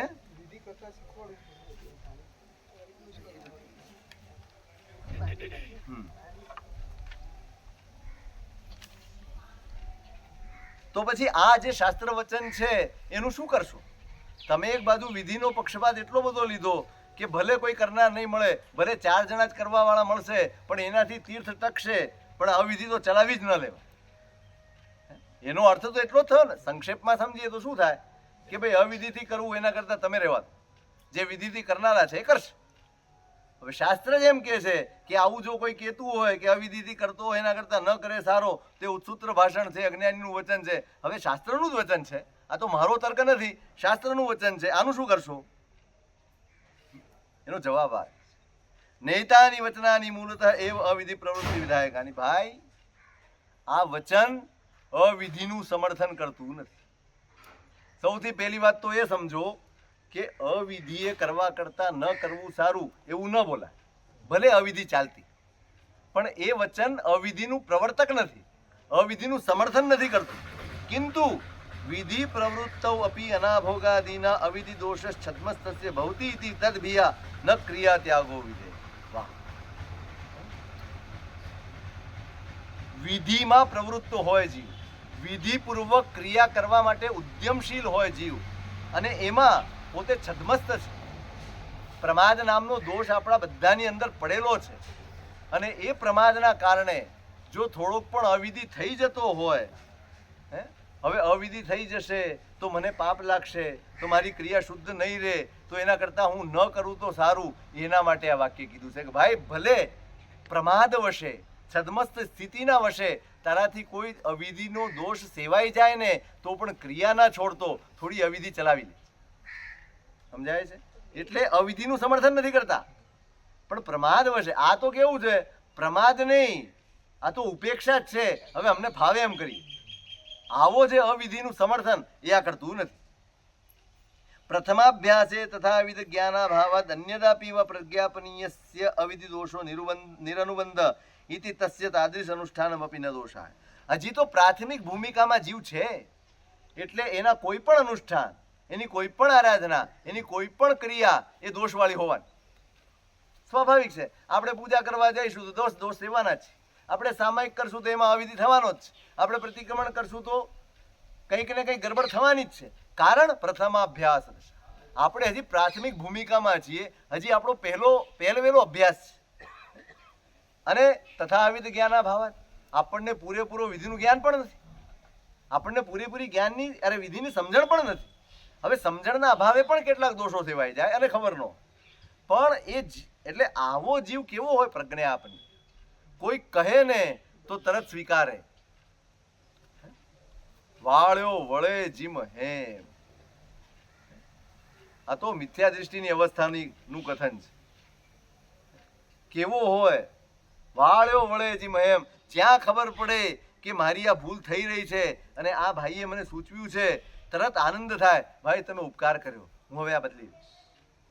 આવો જીવ અવિધિ કરતો હોય ને એની અવિધિ ચલાવે. બાકી હવે તું બેસ યાર, તને કઈ ખબર ન પડે, અમે તો વર્ષોથી યાદ કરીએ. તું રે યાર, તું ટોકતો જ નહીં મને. તું કોણ છે કહેવા વાળો? તને મારા કરતા વધારે આવડે પછી. એટલે આવા લોકોની અવિધિ એ ન ચલાવી દે. એટલે પ્રજ્ઞાપનીય, એ પ્રજ્ઞાપનીય છે. એને પ્રતિબોધ કરી શકાય, એને બદલી શકાય, એને અવિધિમાંથી બહાર કાઢી શકાય. એટલે એનો જે અવિધિ દોષ છે ને એ કેવો છે, નિરનુબંધ. બહુ સરસ શબ્દ વાપર્યો છે. એ જે અવિધિ આચરશે ને એની પરંપરા નહીં ચાલે. શું નહીં ચાલે? એની પરંપરા નહીં ચાલે. દોષ પરંપરાનો છે. જે માણસો માત્ર આળસના લીધે, પોતાની મનની ઈચ્છા પ્રમાણે કરવાના લીધે અવિધિ કરે છે ને એ પરંપરા ચલાવે છે. એ પણ એવી વિધિ કરે, એની સાથે જોડાયેલા એના ભાઈબંધો પણ એવી વિધિ કરે, એનો પરિવાર પણ એવી રીતે કરે, અને ધીમે ધીમે બધામાં દૂષણ ફેલાય છે. આ કોરોના છે. આ કોરોના કરતા વધારે ખતરનાક દૂષણ. બધા સ્વીકાર્યા. આવા તો આ રીતે થતું હોય તો કઈ વાંધો નથી. વિધિ બહુમાનાદ ગુરુવાજ્ઞા યોગાચ તસ્ય ફલતો વિધિ રૂપત્વાદ ઇત્યેતાવન માત્ર પ્રતિપાદન પ્રાણીતિને કશ્ચિત દોષ.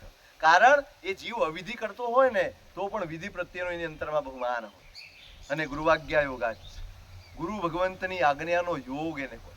એ જ્યારે પણ જાય ત્યારે પોતાની વિધિની શુદ્ધિ કરતો હોય. ગુરુ મહારાજ કહે કે આમ નહીં આમ, તો એ કરવા માટે તત્પર હોય. એટલે એના માટે આ વચન કહેવામાં આવ્યું છે કે અવિધિ કરવા કરતા ન કરવું સારું, એવું ન બોલવું. કદાચ પ્રમાદ વશે કે સદમસ્તતાના વશે કે અજ્ઞાન વશે કોઈ દોષ સેવાઈ જતો હોય, અવિધિ થઈ જતો હોય તો પણ ક્રિયા ચાલુ રાખે.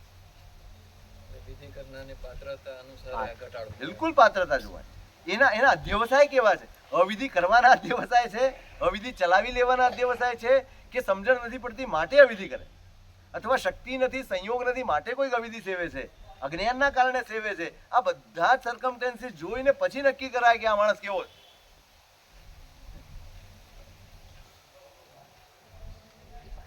અશુદ્ધાપી શુદ્ધાયા ક્રિયા હેતુ સદાશયાત તામ્રમ રસાનુવેધેન સ્વર્ણત્વમ ઉપગચ્છતિ.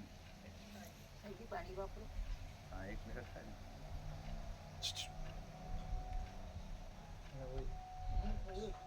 બોલાવે તો બંધ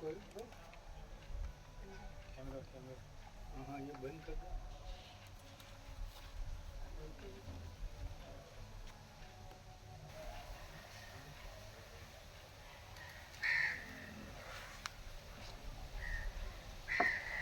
અશુદ્ધાપી શુદ્ધાયા ક્રિયા હેતુ સદાશયાત તામ્રમ રસાનુવેધેન સ્વર્ણત્વમ ઉપગચ્છતિ. દાખલો આપ્યો છે અપાધ્યાયજી મહારાજ અધ્યાત્મ સારમાં. તાંબુ હોય ને એને અમુક પ્રકારના રસનો સંયોગ થાય તો તાંબુ પણ સોનું. તાંબુ જે રસ વેધ્યું, તો એ તાંબુ પણ સોનું બની જાય છે. એ જ રીતે વિધિની અપેક્ષાવાળો જીવ હોય અને અનાભોગના કારણે, અનુપયોગના કારણે, છદ્મસ્ત દોષના કારણે અશુદ્ધ એવી ક્રિયા, ધર્મ ક્રિયા કરતો હોય ને તો પણ એનો આશય ઉત્તમ છે. અને એટલે એ અશુદ્ધ ક્રિયા પણ શુદ્ધ ક્રિયાનું કારણ બને. કેમ અવિધિ ચલાવી લેવાની? તો કે આનો આશય ઉત્તમ છે, વિધિ તરફનું બહુમાન છે, અને એટલા માટે એની અશુદ્ધ ક્રિયા પણ શુદ્ધ ક્રિયાનું કારણ બનશે. કોની જેમ? તો કે તાંબુ હોય છતાંય જ્યાં રસનો સ્પર્શ થાય અને તાંબુ સોનું બની જાય, એમ આને ગુરુનો યોગ થશે, સમ્યક જ્ઞાનનો યોગ થશે, એટલે આની ક્રિયા પણ શુદ્ધ ક્રિયા બની જાય. માટે એની ક્રિયા ચલાવી દેવા. પરંતુ યસ્તુ વિદ્ય બહુમાનાદ અવિધિ ક્રિયામાં સેવતે, જે આત્માને વિધિ પ્રત્યે બહુમાન જ નથી અને બેફિકર થઈને રસપૂર્વક અવિધિની ક્રિયા કરે છે, એવા ક્રિયા કરનારા જીવની અપેક્ષાએ વિધિની જ વ્યવસ્થામાં રસવાળો, એટલે વિધિ પ્રત્યે બહુમાન ધરાવનારો જે જીવ હોય ને, એ ધર્મ ક્રિયા ન કરતો હોય ને શુદ્ધ, તો પણ એના કરતા એ સારો છે. એક જીવ ધર્મ ક્રિયા કરે છે પણ એના હૈયામાં એના પ્રત્યે કોઈ બહુમાન ભાવ નથી, કોઈ આદર ભાવ નથી, કોઈ આત્મકલ્યાણની કામના પણ નથી, બસ બેફિકર છે અને જેમ ફાવે એમ કરે છે. એના કરતા વિધિનો પક્ષ જેના હૈયે છે એ માણસ વિધિ ન કરતો હોય તો પણ સારું. તાત્વિક પક્ષપાતશ્ચ ભાવશૂન્ય ચ યા ક્રિયા અનયોરંતરમ જ્ઞેયમ ભાનુ ખદ્યો તયોરીવ. એક તરફ મારા હૈયામાં શુદ્ધ ક્રિયાનો, શુદ્ધ ધર્મનો પક્ષપાત છે.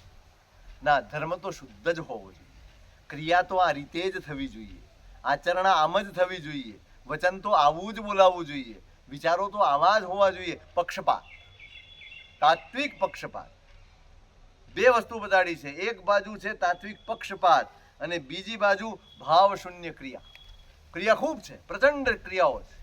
સવારે ઉઠીને પ્રતિક્રમણ કરશે ને, પૂજા કરશે ને, સામાયિક કરશે ને, બધું જ કરશે, પણ ભાવ શૂન્ય. કોઈ ભાવ વગર, બસ દેખાડો કરવા માટે કરે, પોતાને વર્ષોની ટેવ પડી ગઈ હોય એટલે કરે, એક છાપ પડી ગયો, બહુ ધાર્મિક છે, હવે બાપડો છોડી નો કે. છાપ પડી ગયો ને તો એને બહુ મુશ્કેલી પડે છે, કારણ કે જાળવી રાખવું પડે. પછી દંભ થઈ જાય, રૂટીન ફૂટીન કાંઈ ન થાય, પછી દંભ થઈ જાય. એ દંભ સાચવવા માટે પણ ઘણું બધું કરવું પડે. એટલે એક તરફ તાત્વિક પક્ષપાત છે અને એક તરફ ભાવ શૂન્ય ક્રિયા છે. એ બેનને વચ્ચે તફાવત કેવો? તો કે તાત્વિક પક્ષપાત છે એ ક્રિયા કરી શકતો નથી, એની પાસે સંયોગો નથી, એની પાસે શક્તિ નથી, અથવા એને એવું કોઈ વાતાવરણ નથી મળ્યું, પણ હૈયામાં સતત એક પક્ષપાત છે કે ના આ કરું, આ થાય તો સારું, આમ થાય તો સારું, હવે કરતો નથી. બીજી બાજુ અઢળક ક્રિયાઓ કરે છે પણ ભાવ શૂન્ય કરે છે. તો બેમાં તફાવત? તો કે હા. કેટલો તફાવત? તો આજ્ઞામાં અને સૂરજમાં જેટલો તફાવત એટલો તફાવત.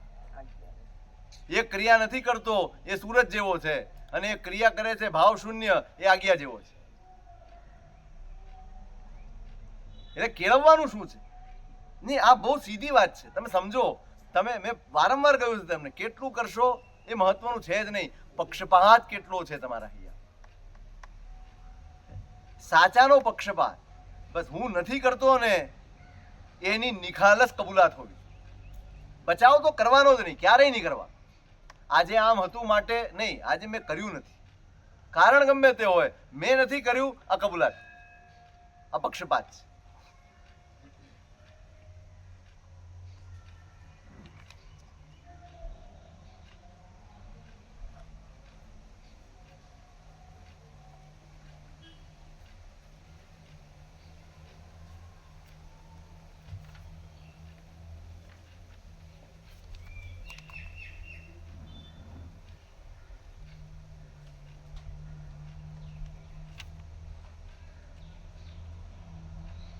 એટલે પોતાના સંયોગો, પોતાની અનુકૂળતાઓ, પોતાની શક્તિ, પોતાની ભાવનાઓ, પોતાનો ભાવ, આ બધાને આશ્રયને કોઈ પણ ધર્મ ક્રિયા કે અનુષ્ઠાન આપણે કરી શકીએ, એ સિવાય ન કરી શકીએ. હવે એ આપણા મંદ હોય તો આપણી ક્રિયા મંદ હોય, આપણી આરાધના મંદ હોય કદાચ, પણ મારા હૈયામાં જે પક્ષપાત વર્તે, જે ભાવના વર્તે કે ના હું આ કરું, હું આમ કરું, હું આ રીતે કરું, એ ભાવના સતત વર્તવી જોઈએ, એ ભાવના વધવી જોઈએ. કારણ કે ભાવનાથી પણ છે ને ક્ષયોપશમ વધે છે. આપણે હમણાં વિચાર્યું હતું ને, શ્રદ્ધા, પ્રીતિ, ધૃતિ, આ શું છે? યાદ છે? બસ હૈયામાં પક્ષપાત હોય. કોઈ પણ પૂછવા આવે ને, ભાઈ જો મારા આ સંયોગો કે મારી આ તબિયતના કારણે કે આના કારણે હું આ રીતે કરું છું, પણ તારે તો આ રીતે જ કરવા, એ કહે ને તો પણ સાચી જ વાત. પોતે ભલે પાલતો ન હોય પણ કથન શેનું કરશે? જે પ્રમાણે શાસ્ત્રોએ કહ્યું છે, જે પ્રમાણે જ્ઞાનીઓનું વચન છે, એ જ પ્રમાણેનું એનું કથન કરે. જય વિના સક્કમ કાઉમ સંમમ જીણ ભાષ્યમ અનુષ્ઠાણમ તો સંમમ ભાષિત જાજ ભણિયમ ખીણ રાગે. કદાચ પોતે શક્તિમાન નથી, જે રીતે પરમાત્માએ કહ્યું છે એ પ્રમાણે કરવાને શક્તિમાન નથી, તો પણ સંમમ ભાષિત જા. જ્યારે કથન કરવાનું હોય ત્યારે તો એમ જ કહેવાનું કે આ આરાધના આ રીતે જ થઈ શકે, આ રીતે જ કરવાની. ઓસન્નો વિહારે કમ્મમ સોહે સુલભ બોહીય ચરણ કરણ વિશુદ્ધમ ઉવહંતો પરુવિંતો. કદાચ પોતે ચારિત્રના આચરણમાં શિથિલ હોય, વિહાર બહુ ન કરતા હોય, એક જગ્યાએ રહી જતા હોય, શિથિલ હોય, તો પણ વિશુદ્ધ એવા ચારિત્ર અને ક્રિયાની જો પ્રશંસા કરતો હોય અને શુદ્ધ પ્રરૂપણા કરતો હોય તો એ જીવ સુલભ બોધી બને છે. શું બને છે? સુલભ બોધી બને છે અને પોતાના કર્મોનો ક્ષય કરે. પોતે જે આચરણા કરે છે એ નબળી છે, એ અશુદ્ધ છે, અને એ પણ ખબર હોય કે આમાં મારો પ્રમાદ જ કારણ છે, આમાં મારો મોહ જ કારણ છે. પણ જ્યારે કહેવાનું આવે ને, જ્યારે કહેવાનું આવે ને ત્યારે તો પૂરા બહુમાન પૂર્વક, નહીં જ્ઞાનીઓનું આ વચન છે, હું કરું છું એમ ના કરતો, મને જોઈને કશું શીખતો નહીં, આમ કરાય નહીં, તારે તો આ રીતે જ કરવાનું છે, મારો પ્રમાદ છે, મારો દોષ છે, મારો મોહ પ્રબળ છે, અને કદાચ એટલા માટે હું આ કરતો નથી, પણ કરવાનું છે તો આ રીતે જ કરવાનું. તો એ જીવ સુલભ બોધી પણ બને અને પોતાની કર્મ નિર્જરાનો સાધક પણ બને. એમાં ગોશાળો પામી ગયો ને સમ્યક દર્શન છેલ્લે. કોણ? ગોશાળો હા, ગોશાળો સમ્યક પામી. દર્શન. એટલે તમે જુઓ, આ બધી વાતો કરતા કરતા કરતા આપણો માર્ગ કેટલો સરળ કરી આપે. તમે તમારી શક્તિનો વિચાર કરો, તમારી ભાવનાઓનો વિચાર કરો. વિચાર તો તમને એમ થાય હું આજે 5 કરોડ ખર્ચી નાખું, પણ હોય તો ને, તો શું કરવું? હવે 5 કરોડ નથી તો શું કરવું? કંઈ ના કરવું ના, શક્તિ પ્રમાણે કરવું, પણ ભાવના ઊંચી રાખ. બસ આ જ છે કે ભાઈ હું કરતો નથી અથવા હું ઓછું કરું છું, પણ તારી ક્ષમતા છે ને તું વધારે. ના ના હો, જોજે બહુ આપતો નહીં. આ બધા આવા જ છે ટ્રસ્ટીઓ, ક્યાંય નબળી વાત નહીં. તમે જે કરો છો એ શાસનને કેન્દ્રમાં રાખીને કરો, વ્યક્તિને કેન્દ્રમાં રાખીને નથી કરવા. તમે જે કરો છો એ શાસનની આરાધના છે એમ વિચારીને કરો.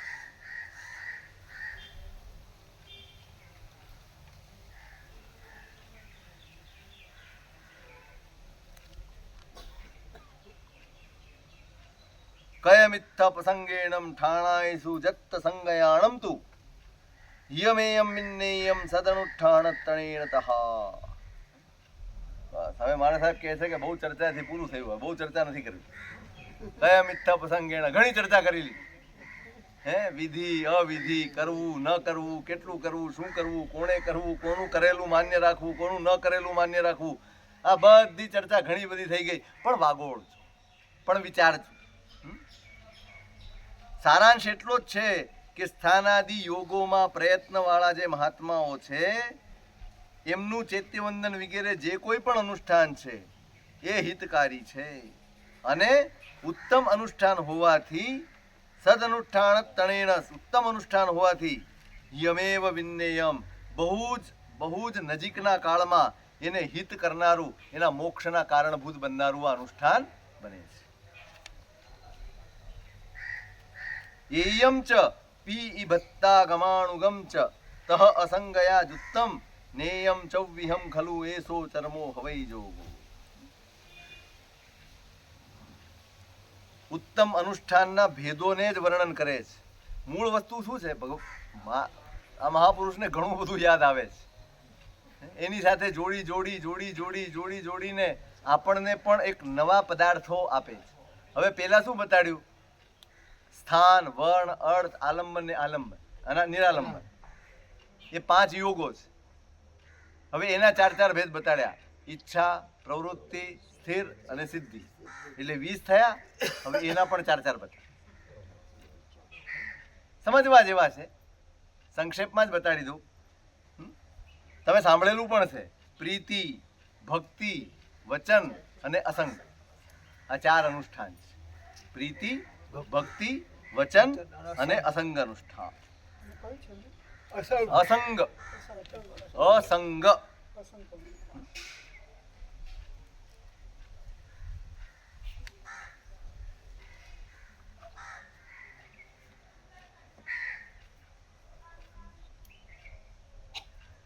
પ્રીતિ અનુષ્ઠાન કોને કહેવાય?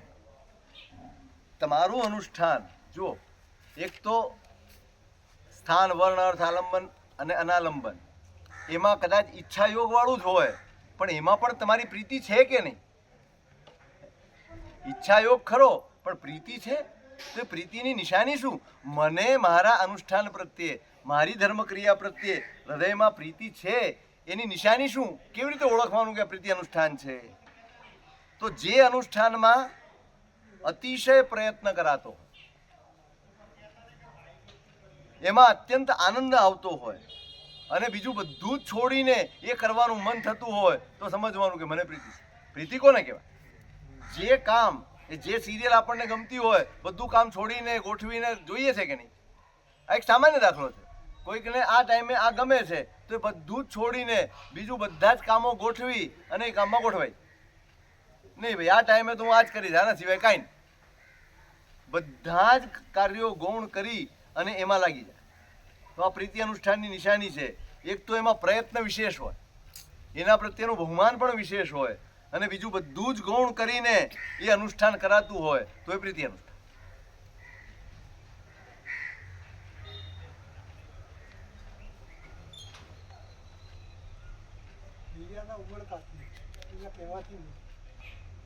કેવા ઉમળકો તો અહીં કીધું ને, પોતાનું જ બહુમાન હોય અંદર, એના પ્રત્યે પ્રીતિ હોય કે હું જે કરું છું ને, ભલે નાનકડું કરું છું પણ પ્રેમપૂર્વક કરું છું.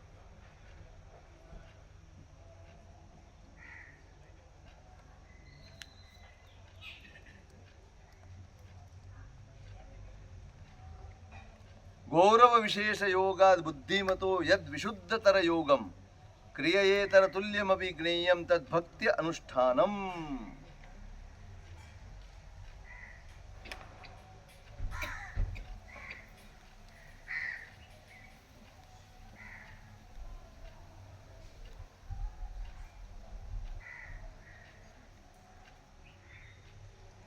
ભક્તિ અનુષ્ઠાન પણ એ જ રીતનું છે કે એમાં પણ વિશેષ પ્રયત્ન જ હોય, એમાં પણ બહુમાનનો ભાવ હોય, અને એમાં પણ બીજું બધું ગૌણ કરીને કરાતું હોય, પણ એમાં પૂજ્યત્વની વિશેષ બુદ્ધિ. જેમ જેમ ગુરુનો સંયોગ વધતો જાય, જેમ જેમ ગુરુનું સાનિધ્ય મળતું જાય, અને જેમ જેમ ધર્મનો શ્રવણ થતો જાય, એમ એમ એની અંદર એ ક્રિયા પ્રત્યેનું બહુમાન ઓર વધુ વધતો જાય.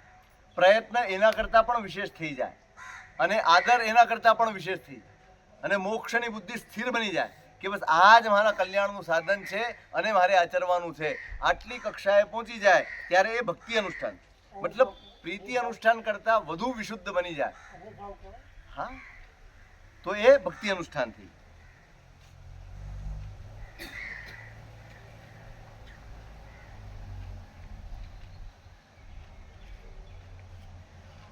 એટલે પ્રીતિ અનુષ્ઠાનમાં જે બોધ હોય ને ક્રિયાનો, એ સામાન્ય, એટલે એમાં પ્રીતિ જન્મે, પણ હજી હૈયાની ભક્તિ ન જોડાય.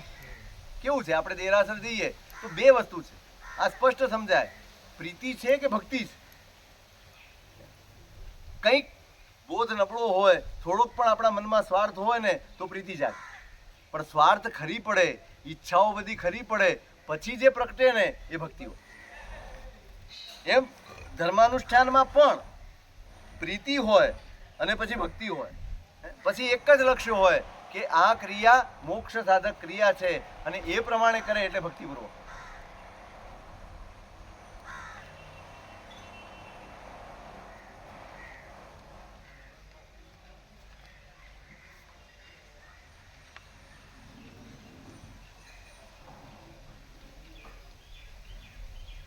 અને શાસ્ત્રમાં કહેલા વિધાનપૂર્વક વચન અનુષ્ઠાન. શું કહ્યું? વચન અનુષ્ઠાન. વચન એટલે શાસ્ત્રનો શબ્દ. બસ એ શબ્દના ટેકે ટેકે ટેકે ટેકે જે બધી જ ઠેકાણે જ્યાં જે કરતો હોય એમાં શાસ્ત્રની સાપેક્ષતા, જે કરતો હોય બધે જ વચન પ્રમુખ હોય. કેવી રીતે કરો? એને જોઈને એમ થાય કે શાસ્ત્રે આમ કહ્યું. એની ક્રિયા જોઈને, એની પ્રવૃત્તિ જોઈને તમને અનુભૂતિ થાય, તમને પ્રતીતિ થાય કે નહીં, ભગવાને આમ જ કહ્યું હશે, શાસ્ત્રો આમ જ કહેતા હશે. જ્યાં જાય ત્યાં એનો ઉપયોગ આ જ હોય. પછી કયા પ્રમાણે શાસ્ત્રે કહ્યું છે એ પ્રમાણે જ મારે કરવાનું છે. આ બધા ઠેકાણે, એક બે ઠેકાણે નહીં, સર્વત્ર જ્યાં જાઓ ત્યાં એ ચાલે તો પણ શાસ્ત્ર ખબર પડે, એ બોલે તો પણ શાસ્ત્ર સાક્ષી હોય, એ વિચારે તો પણ શાસ્ત્ર સાક્ષી હોય, એ ઊંઘી જાય ને તો એ ક્રિયા પણ શાસ્ત્ર સાપેક્ષ, એ ખાતો હોય તો પણ શાસ્ત્ર સાપેક્ષ.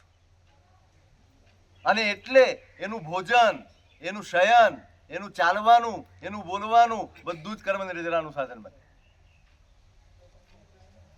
જ્યાં આજ્ઞા પ્રધાન છે, જ્યાં વચન પ્રધાન છે, ત્યાં કર્મનો ક્ષય થાય. કોઈ પણ ક્રિયા કરો. અને જ્યાં આજ્ઞા પ્રધાન નથી, ઈચ્છા પ્રધાન છે, ત્યાં કોઈ પણ અનુષ્ઠાન કરો, કર્મનો બંધ થાય. જે આસવા તે પરિસવા, જે પરિસવા તે આસવા.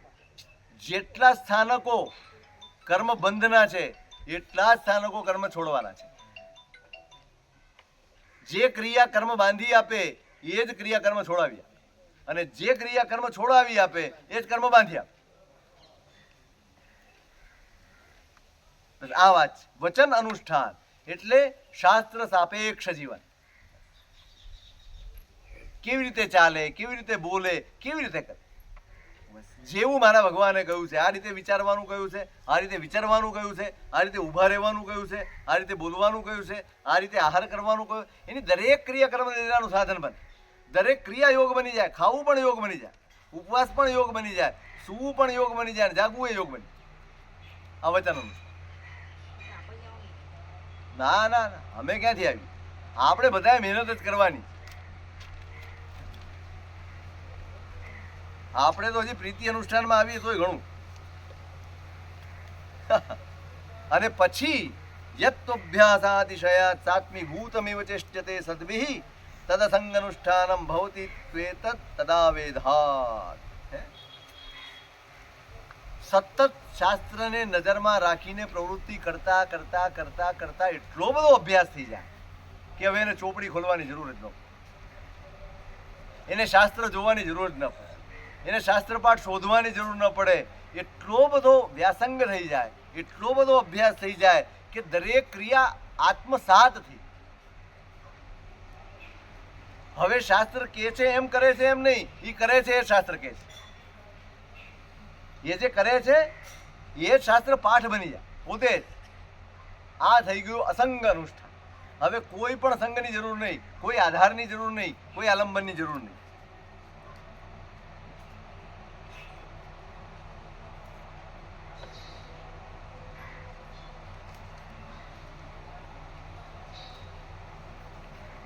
એટલે આ રીતે આ પેલા 20 ભેદ થયા, એ દરેકના 4-4 ગોઠવો એટલે 80 ભેદ થઈ જાય. આસન કેવું? ઈચ્છા યોગ વાળું સ્થાન છે ને, સ્થાન ઈચ્છા યોગ વાળું અને વળી પ્રીતિ. સ્થાન ઈચ્છા યોગ વાળું પણ ભક્તિ અનુષ્ઠાન. સ્થાન હોય ઈચ્છા યોગ વાળું હોય પણ વચન અનુષ્ઠાન હોય. સ્થાન હોય ઈચ્છા યોગ વાળું હોય અને અસંગ અભ્યાસ વધતો હોય. આલંબણંપી એવમ રૂવમ રૂવી ઐત્થ પરમુક્તિ તદ્ગુણ પરિણય રૂવો સુહુમો અણાલંબણો નામ. અત્યાર સુધીમાં મુખ્ય તરીકે છે ને આપણને આલંબન સુધીની જ વાત કરી છે. હવે છેલ્લે છેલ્લે ખાલી અનાલંબનને જરાક સમજાવી દે છે. એટલે આ યોગનો જે વિચાર કર્યો છે એમાં સમોસરણમાં રહેલા જીન પ્રતિમાદી સ્વરૂપ રૂપી અને સિદ્ધ પરમાત્મા એ સ્વરૂપ અરૂપી, એ બે પ્રકારનું આલંબન છે. આલંબન બે છે, એક રૂપી અને એક અરૂપી. રૂપી કયું? તો કે સમોસરણમાં જે પરમાત્મા બિરાજમાન છે અને એનું તમે ચિંતન કરો કે આલંબનનો એ રૂપીથી, અને સિદ્ધ પરમાત્માનું જે સ્વરૂપ છે એ અરૂપી છે. એટલે આ બે આથી, અને એમાં સિદ્ધ પરમાત્માના જે ગુણો છે, કેવળ જ્ઞાન વગેરે જે ગુણો છે, એની સાથે એકાકારતા રૂપ જે પરિણતિ, હવે એ ગુણ સાથે પોતાની જાતને જોડીને વિચારે તો આ અનાલંબન યોગ બની. આલંબનમાં શું છે? જો અનાલંબન એટલે કોઈ આલંબનનો અભાવ નહીં, પણ આલંબનની સૂક્ષ્મતા. આલંબન તો છે જ, પણ શેનું આલંબન છે? ત્યાં મૂળ તો સ્વરૂપનું આલંબન હતું. આલંબનમાં કે ભાઈ પરમાત્માનું સમોસરણ છે, એમાં પરમાત્મા બેઠા છે, એ દેશના ફરમાવી રહ્યા છે અને હું એનાથી ભાવિત થઈ રહ્યો. આ આલંબન થયું, એ સ્થૂલ કક્ષા છે. પણ હવે સિદ્ધ ભગવંતો છે એનું તો કોઈ સ્વરૂપ નથી, એટલે એના કેવળ જ્ઞાન, કેવળ દર્શન, અનંત વીર્ય, અનંત ચારિત્ર, એ જે ગુણો છે એનાથી પોતાના આત્માને ભાવિત કરવો, એની સાથે પોતે એ સ્વરૂપ છે એવો વિચાર કરવો, એ અનાલંબન છે. અનાલંબન એટલા માટે કે સૂક્ષ્મ છે, માટે એને અનાલંબન. સમજાઈ ગયું?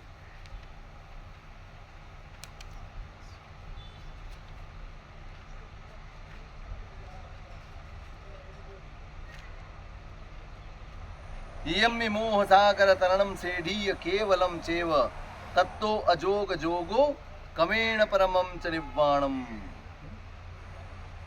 ધીમે ધીમે ધીમે જોજો, આપણે શરૂઆતમાં પણ વાત કરી, આ સમગ્ર આરાધનાઓ, સમગ્ર ક્રિયાઓ, ધર્મનું દરેક અનુષ્ઠાન, નાનામાં નાનું હોય કે ચારિત્ર સુધીનું કોઈ પણ અનુષ્ઠાન, એનું છેવટનું લક્ષ્ય શું છે? સમગ્ર પ્રવૃત્તિઓથી નિવૃત્ત થતા જવું, થતા જવું, થતા જવું. અંદર પ્રવૃત્તિ છે ને, અંદરના સંસ્કારોને આભારી છે. જેમ જેમ સંસ્કારોની શુદ્ધિ થતી જાય એમ એમ પ્રવૃત્તિ ઘટતી જાય અને નિવૃત્તિ વધતી જાય. એટલે જેમ જેમ તમે આગળ વધો, સ્થાન, વર્ણ, અર્થ, આલંબન, ત્યાં સુધી પહોંચો ને, પછી જે અનાલંબન યોગ આવે ને, હવે તમે તમારી જાતને સિદ્ધની સાથે સરખાવવા લાગ્યા. હવે તમે તમારી જાતનું સ્વરૂપ સિદ્ધની જેમ જોવા લાગ્યા. એની સાથે તમને એકાકારતા લાગે, હું પણ એ જ છું. સોહમ, જે તે છે એ જ તત્વ હું છું. જે અનંત જ્ઞાન, અનંત દર્શન, અનંત ચારિત્ર, અનંત વીર્ય, આ જે અનંત ગુણો એમની અંદર છે ને, એવા જ અનંત ગુણો મારી અંદર છે. આ વિચારમાં સ્થિર થતો થતો થતો શું કરે? મોહ સાગર તરણમ. જ્યાં અનાલંબન યોગ આવે એટલે મોહના ભૂકા બોલી. મોહ ક્યાં સુધી છે? ફરીવાર હવે આત્માનો બોધ થઈ ગયો. ભાઈ હું તો અનંત શક્તિનો સ્વામી છું. હું કઈ આવો સામાન્ય નથી કે આ સંસારના પદાર્થોની ભીખ માંગ્યા કરું, કે આ સંસારના પદાર્થોની લાલસામાં જીવ્યા કરું. હું તો અનંત શક્તિનો સ્વામી છું, અને એ શક્તિને પ્રગટ કરવી એ મારું કર્તવ્ય છે, એ મારો ધર્મ છે. એટલે મોહ તરણમ, મોહ સાગર તરણમ, મોહનો દરિયો તરવામાં સૌથી સહેલો ઉપાય અનાલંબન યોગ આવી. બીજું શું થાય? ક્ષપક શ્રેણી ઉપર આરૂઢ અને કેવળ જ્ઞાન. આટલામાં જ કેવળ જ્ઞાનનું રહસ્ય છે, આટલામાં જ કેવળ જ્ઞાનનો માર્ગ છે. આટલો પ્રયત્ન કરતા કરતા કરતા આગળ વધે, આલંબનથી ઠેઠ અનાલંબન સુધી પહોંચવાનું. આ બધું છૂટતું જાય, પછી એક જ વધે, અભેદ, હું અને પરમાત્મા. અને એ ભાવતા ભાવતા ભાવતા પોતાનું મોહ ખપી જાય, ક્ષપક શ્રેણી મંડાઈ જાય, અને આત્માનું પરમ તેજ, કેવલ્ય એ ઉઘાડું. અને કમેણ પરમમ ચ નિર્વાણમ, અને નિર્વાણ પદની પ્રાપ્તિ. આ યોગ વિંશિકા આજે પૂરું કર્યું તમારે. આજે વહેલું થોડું પૂરું કરી દઉં છું. આટલો સ્વાધ્યાય આ ગ્રંથનો આપણે કર્યો. આ મહાપુરુષોનો આશય તો ઘણો બધો ગંભીર હોય, ગહન હોય.